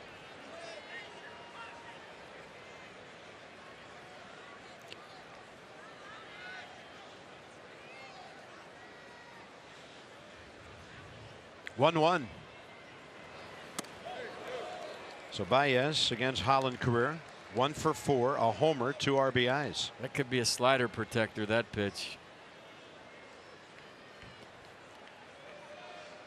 So he can't dive out there and hit the slider hard the other way.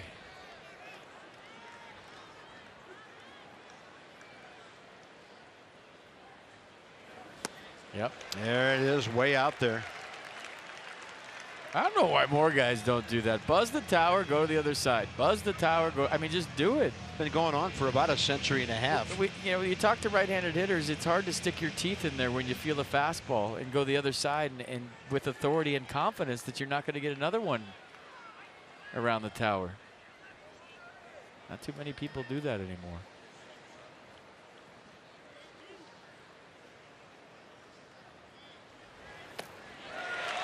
Probably not a strike in the whole bunch on those 5 pitches. 1 out, top of the 9th.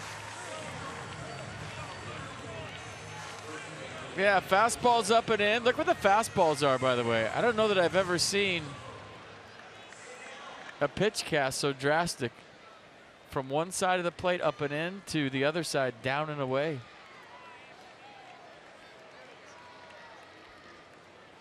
Anthony Rizzo,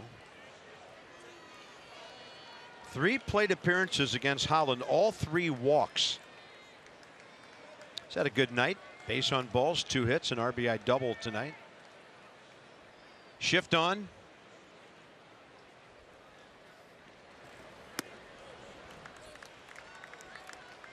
They're in the 4th at Arizona, by the way. Braves got a couple of runs early. They lead 2-0. Only other game in all of baseball in progress at the moment.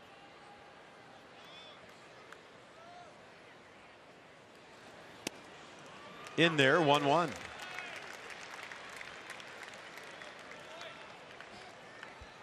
Pedro Strope's been up throwing for a while. He was throwing before Wilson ended that 8th inning. Maybe with the prospect of Zimmerman coming up later in that frame, as you mentioned. Strike 2.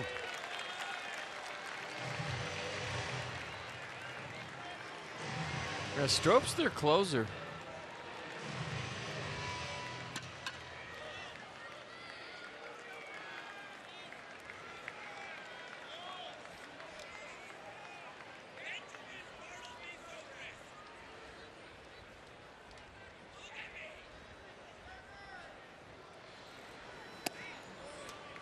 Yeah, Morrow was their closer. He's been hurt, and there's reports that, well, jury's still out, I guess, from what I read today in the Chicago papers about when he's coming back.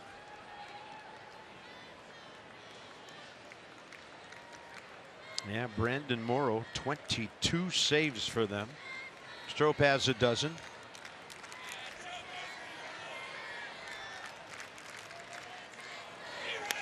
Off speed, little pop fly, Defoe there. 2 now, top of the 9th.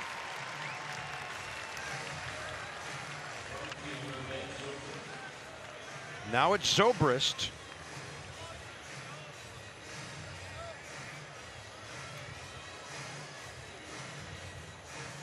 They hit the ball hard every time tonight. Yeah, last time he hit that laser that Eaton ran down in right field. Sac fly, RBI single, and a single back in the 1st.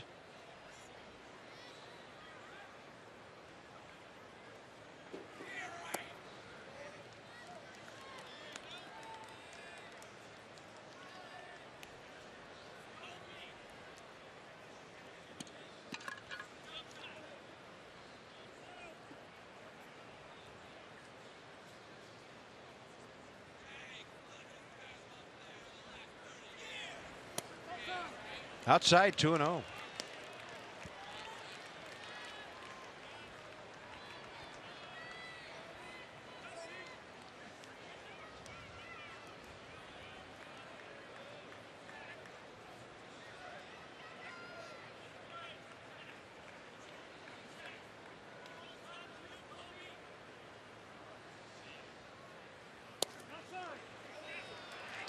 I'll tell you what, we get on umpires with missed calls, and I got to give Mike Wychlinski a lot of credit tonight. He's been solid back there. Yeah. So tip your cap when they're good once in a while. He was the home plate umpire when Max Scherzer no-hit the Pirates a few years ago. I didn't mean to say they're good once in a while. I've just been there. Every blue moon when they have a good one. No, he's doing a nice job. Yeah. 13th year in the big leagues. 3-0. Defoe. Not easy when the ball goes scooting past the lip of that grass right there. So it's Keyboom, Robles, and the pitcher spot scheduled.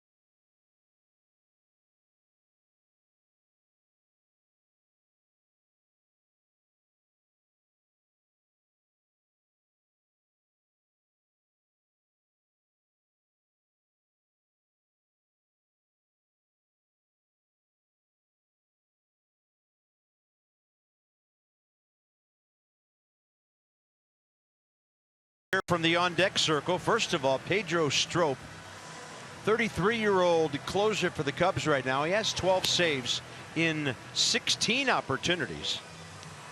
58th ball game, and tough to hit from either side of the plate. Gets a lot of ground balls. Stevenson for Keyboom to start the ninth. So Andrew will step in. His only big league homer. A pinch hit. Long ball.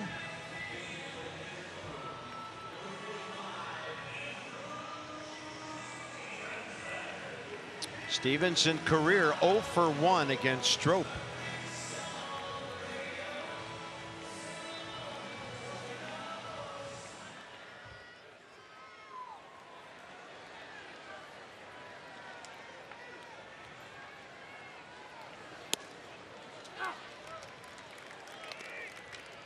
Strop fastball, slider, cut the fastball. Occasional split, not very often, but the fastball 95 on average, the cutter 89.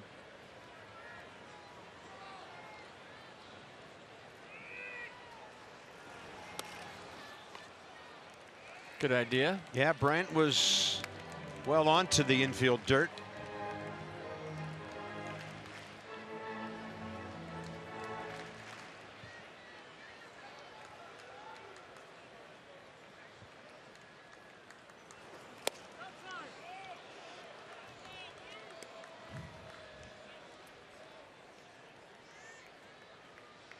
Yeah, he'll quick pitch you with 2 strikes. Got to be ready. There it is. So Andrew able to stop the hands. 2 balls, 2 strikes. Ryan Zimmerman in the hole after Adam Eaton was double switched out of the game. The #1 spot is where the pitcher has been. Stevenson swinging a miss.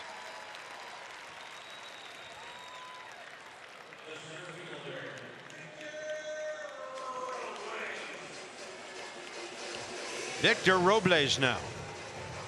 And you know Bryant's going to be shallow at third. Rizzo coming forward a bit on the other side. Nats have plenty of firepower on the bench, most notably the guy who just stepped out on deck.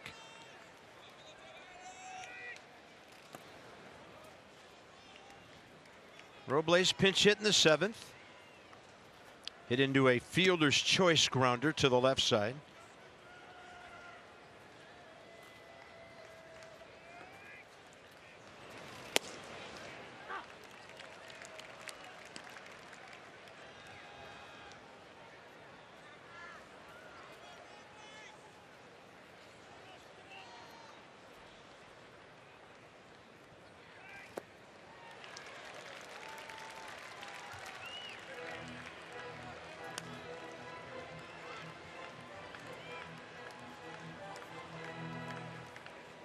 Lots of Cubs fans here tonight, and probably more on the weekend. Yeah, announced crowd. Tickets sold tonight, 32,070.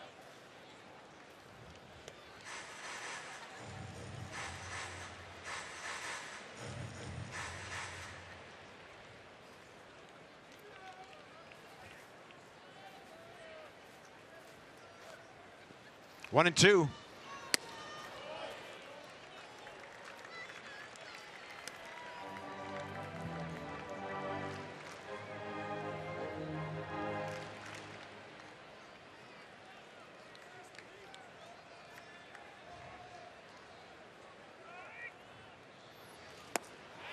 Two down on 2 Ks. Next up, Ryan Zimmerman.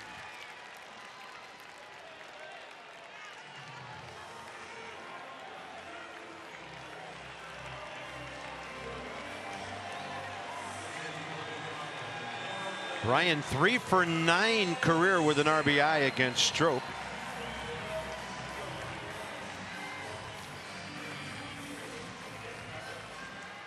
$16 and $12, anyone? And you're talking about walk-off hits / HRs. I am.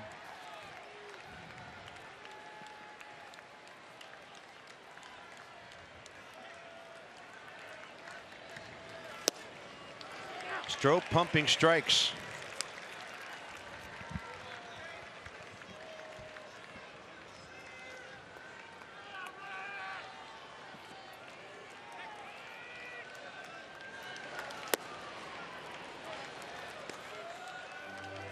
Quick pitch you without 2 strikes.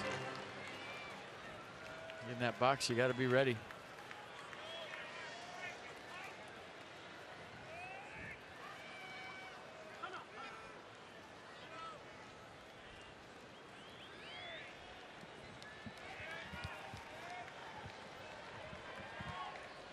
I think Hansel Robles did that to Ryan once, and he wasn't too happy about it. Zimmerman up the middle, the ball right to David Bodie, and we are going extra innings.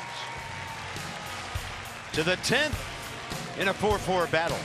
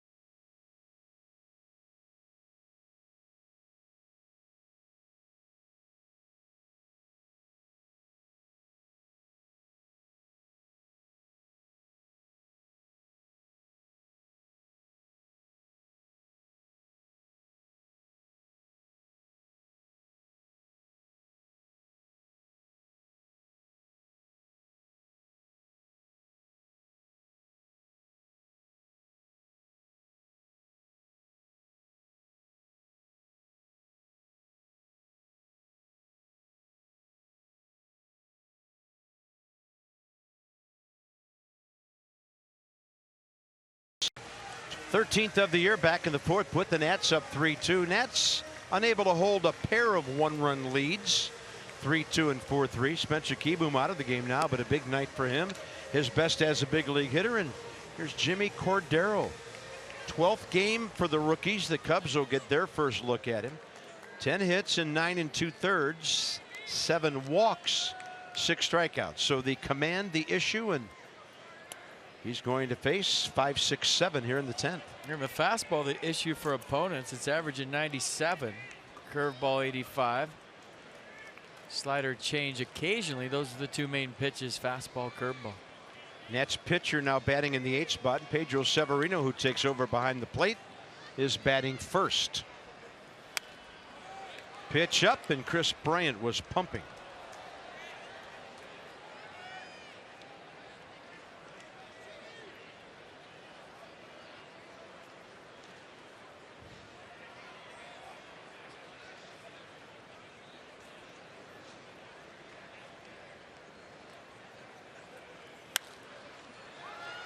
High in the air, and Ryan Zimmer, pardon me, over to have a look. Mark Reynolds, close.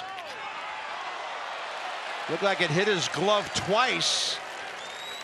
Then he got a little help to keep from tumbling into the camera well there. Well, that got weird and looked super dangerous, because he tried to swipe for the second time. I thought he was going over the falls here. So he reaches once, and then he tries for it again, and that's when he caught himself. And thank goodness he didn't go over the falls.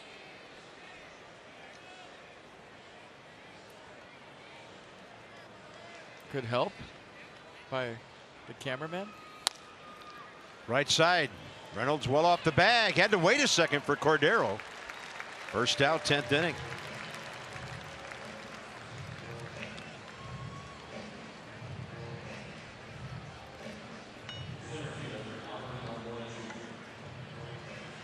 Yeah, a little hesitation there, but he still beat Chris Bryant to the bag. Nobody hurt.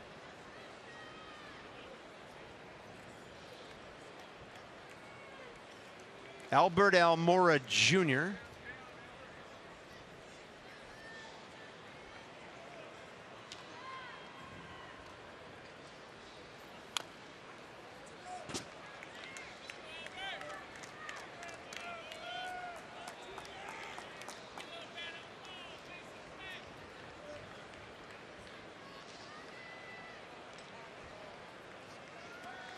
Base hit last time in the 8th, 1 for 4 tonight.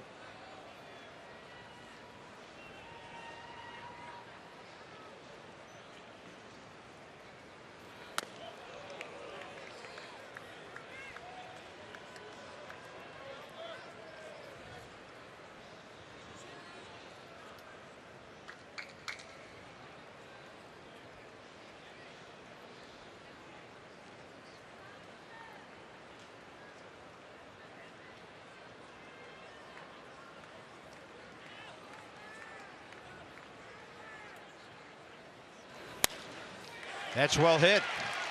Right field line, and the ball moving away from Bryce Harper. Almora into second. Harper will get it back in quickly. And the Cubs have the lead run in scoring position with David Bodie coming up. A good job of holding him just to a double. When that was initially hit, you wondered how it ricocheted down there and if it was 3 bases with 1 out, but a nice swing by Almora Jr.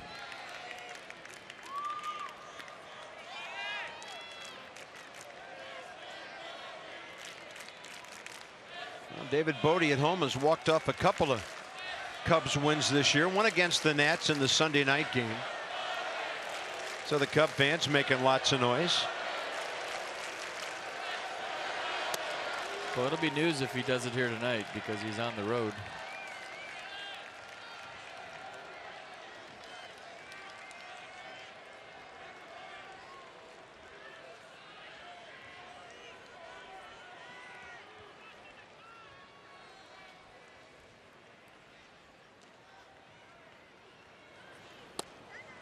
Snap on the slider right in there, 1-1.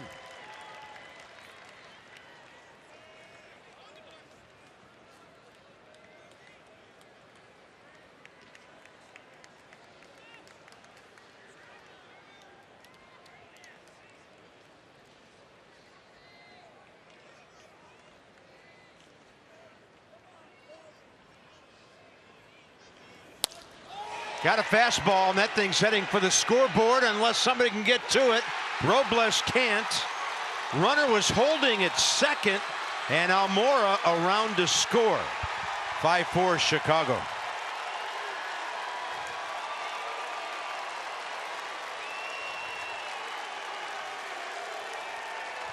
Sounds like a Cubs home game. Robles had a beat on this for a second. You thought he was going to get there. The ball's kind of tailing away. And then reaches out the last minute, can't get it. And you wonder if him diving for a ball earlier in the year and getting hurt affected him diving there.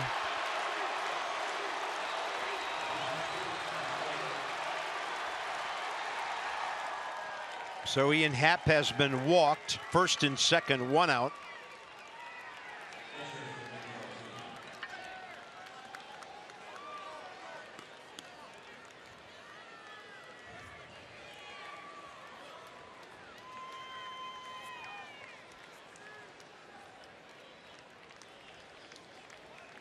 And now it's the catcher, Victor Caratini, his first at bat since he came in the 8th to catch.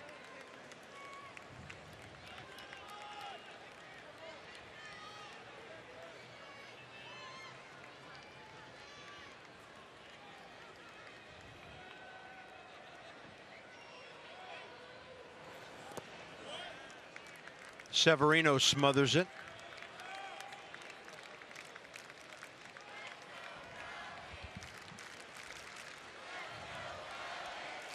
Important to keep it just 5-4 when you talk about Turner, Harper, Rendon due up in the 10th.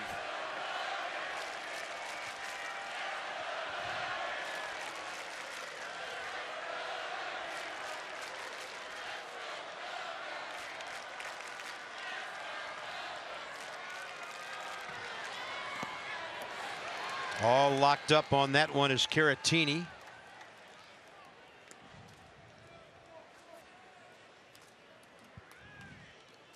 Cubs pitcher spot is next in the leadoff spot, and that's their third catcher, Taylor Davis. Checking in with Chili Davis.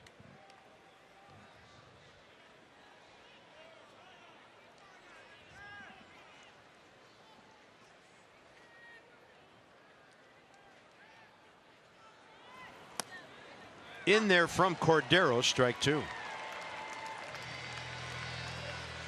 Jesse Chavez is up.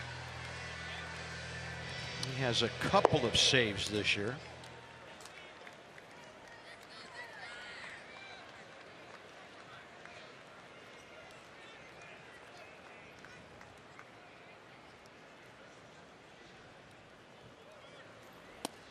Strike 3 call.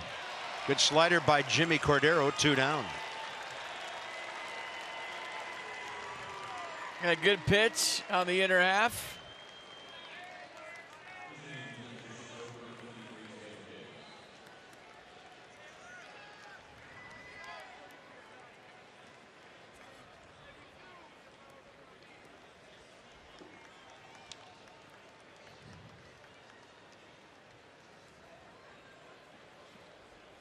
.28-year-old catcher Taylor Davis.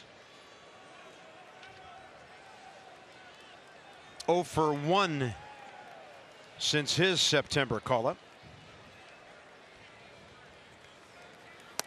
And Cordero delivers a good fastball. I'll tell you what, how he took that pitch with that leg kick means he likes the ball middle in, because his hips flew open and he kind of stepped toward third. He's looking to pull. Cubs have used their entire bench now.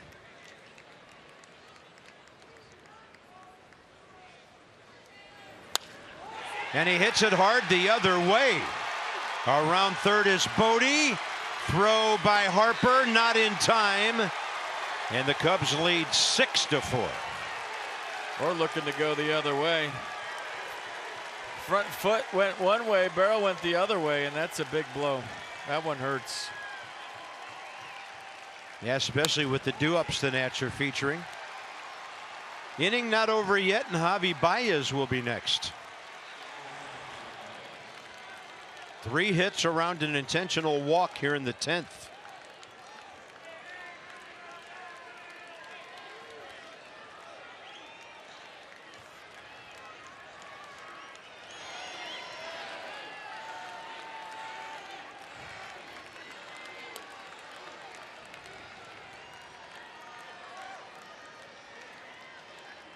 I don't think Javi Baez is ready to hit. He didn't have his gloves on.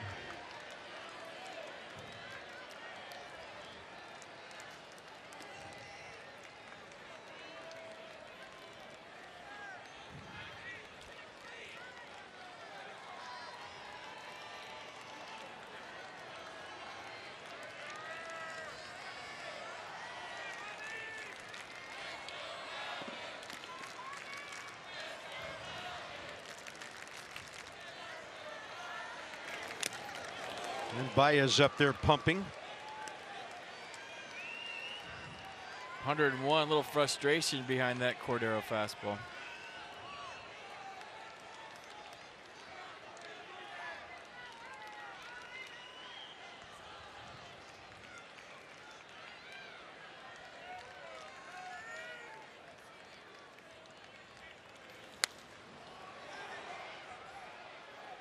Labeled for the seats, and it's 0-2.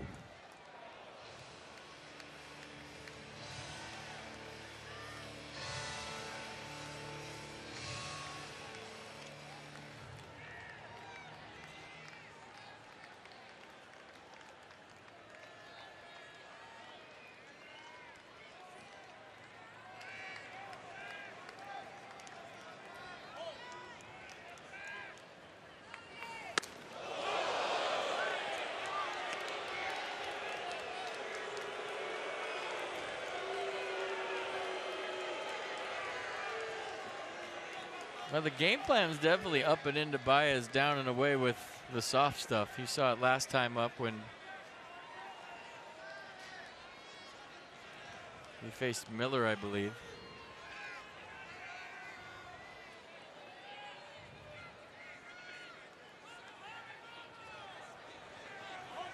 One ball, two strikes.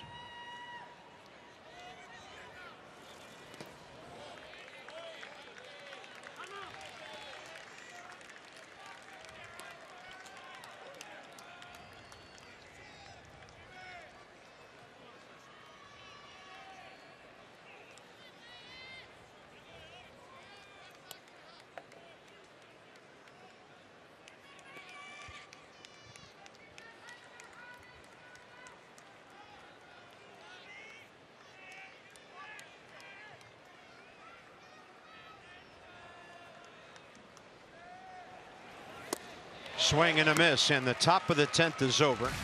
Cubs get a couple on 3 hits, so it's Turner.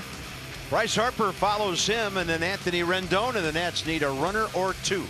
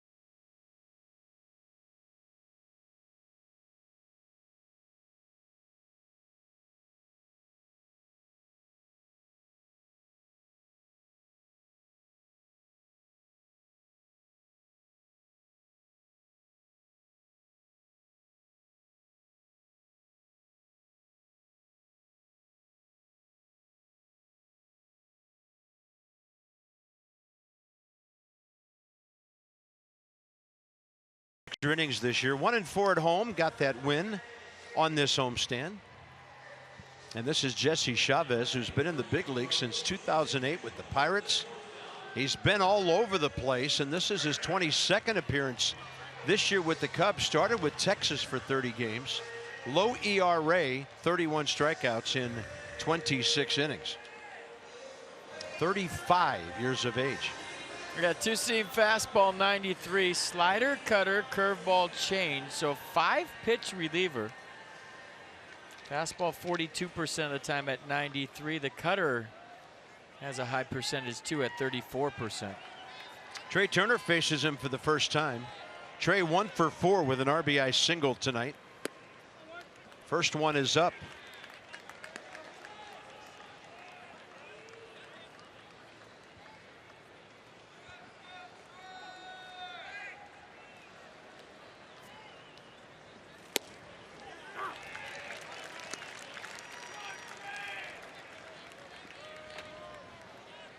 Couple bloops and a bomb. Here we go. 2-1.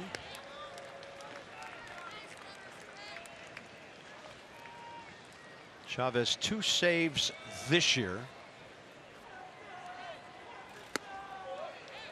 with the Cubs, had one with Texas.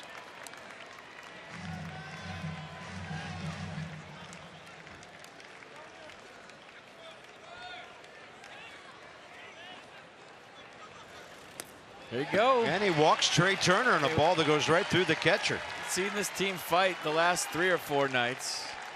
They don't give up. And now is it lefty time for Bryce? What are we doing? They got like 7 of them out there. All right. Bryce against Chavez, 3 for 3 with a solo home run, 2 singles.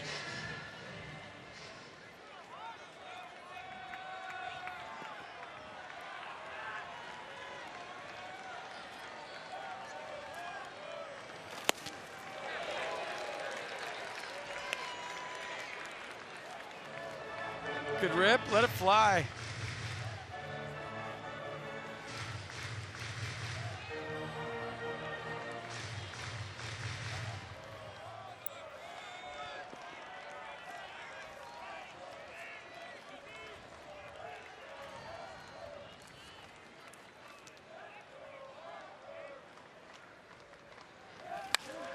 That ball is ripped and just foul. Give me an exit velo on that grounder.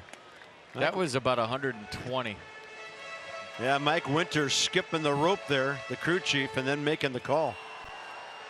I mean, you can't hit a ground ball any harder than Bryce just at that.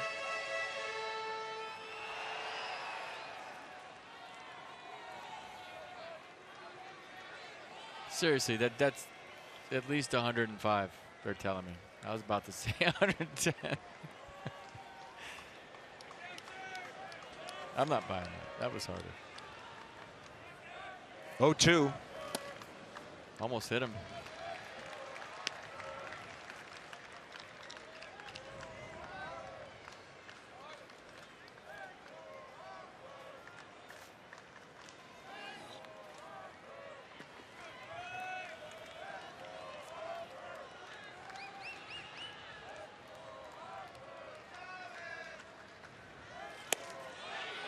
Good take by Bryce, and it's 2-2.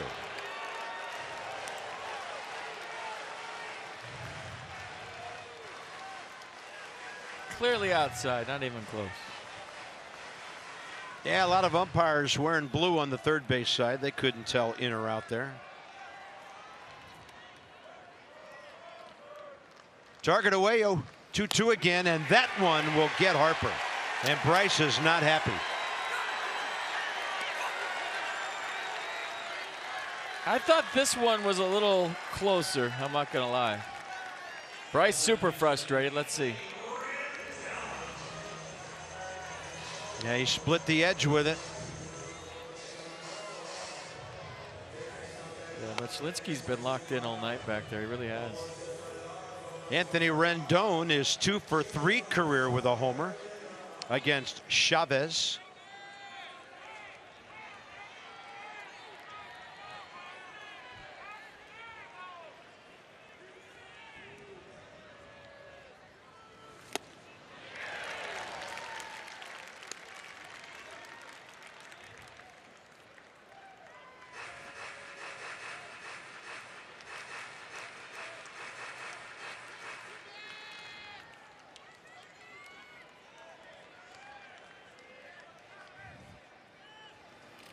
Upstairs, 1-1.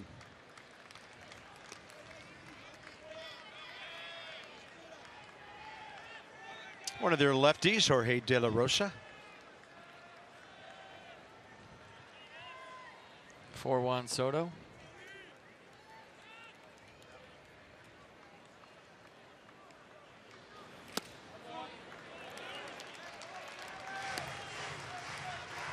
All right, get you a good one. Let it fly.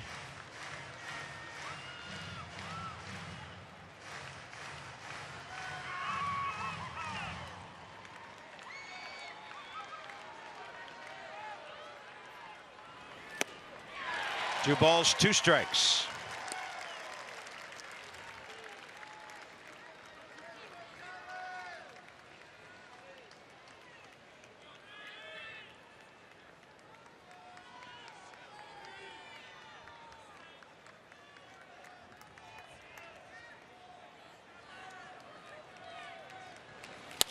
Rendon strokes one the other way. Trey Turner is going to keep on going. Zobrist will just throw it into second, protecting that double play thing.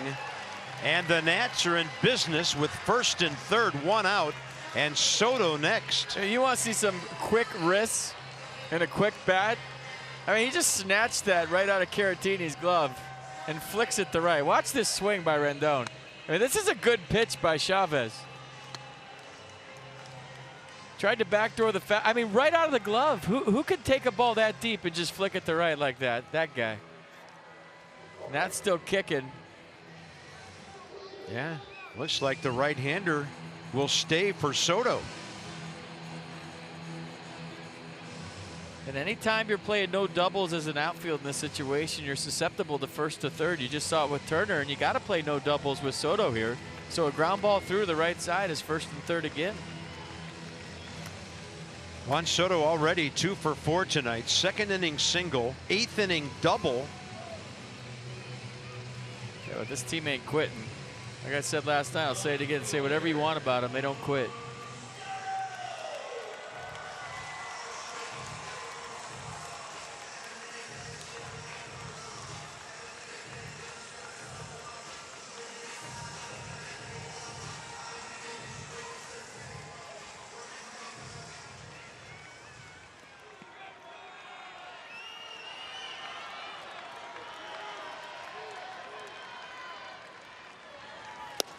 Strike one to Juan.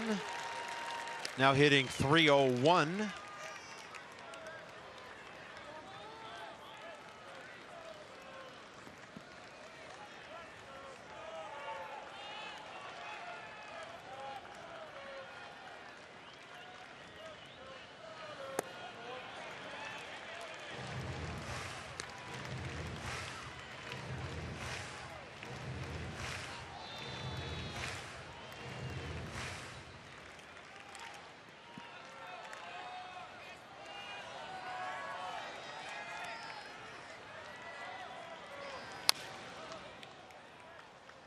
That's where he gets scary with 2 strikes. The only pitch I haven't seen Juan Soto handle consistently is that run back fastball in, but who can as a lefty, really? Yeah. There's not too many, maybe a handful of guys. Freddie Freeman, Daniel Murphy when he's locked in. That comeback fastball that front hips you.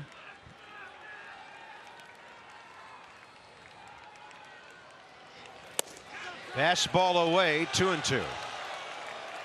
Tried to make the same pitch on Soto as he made on Harper. And we saw him double up on Bryce after missing with the first one out there. Big pitch coming. You got a chance to start Rendon if it gets to 3-2.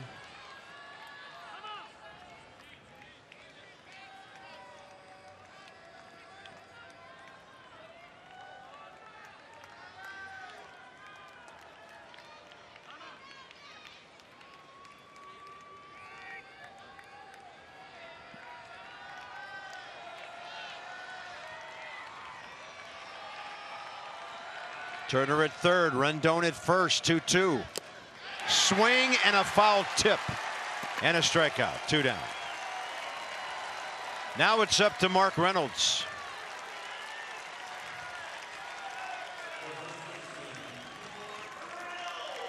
Mark Reynolds against Chavez career, 2 for 4, a walk, 3 RBIs. That's his night this evening.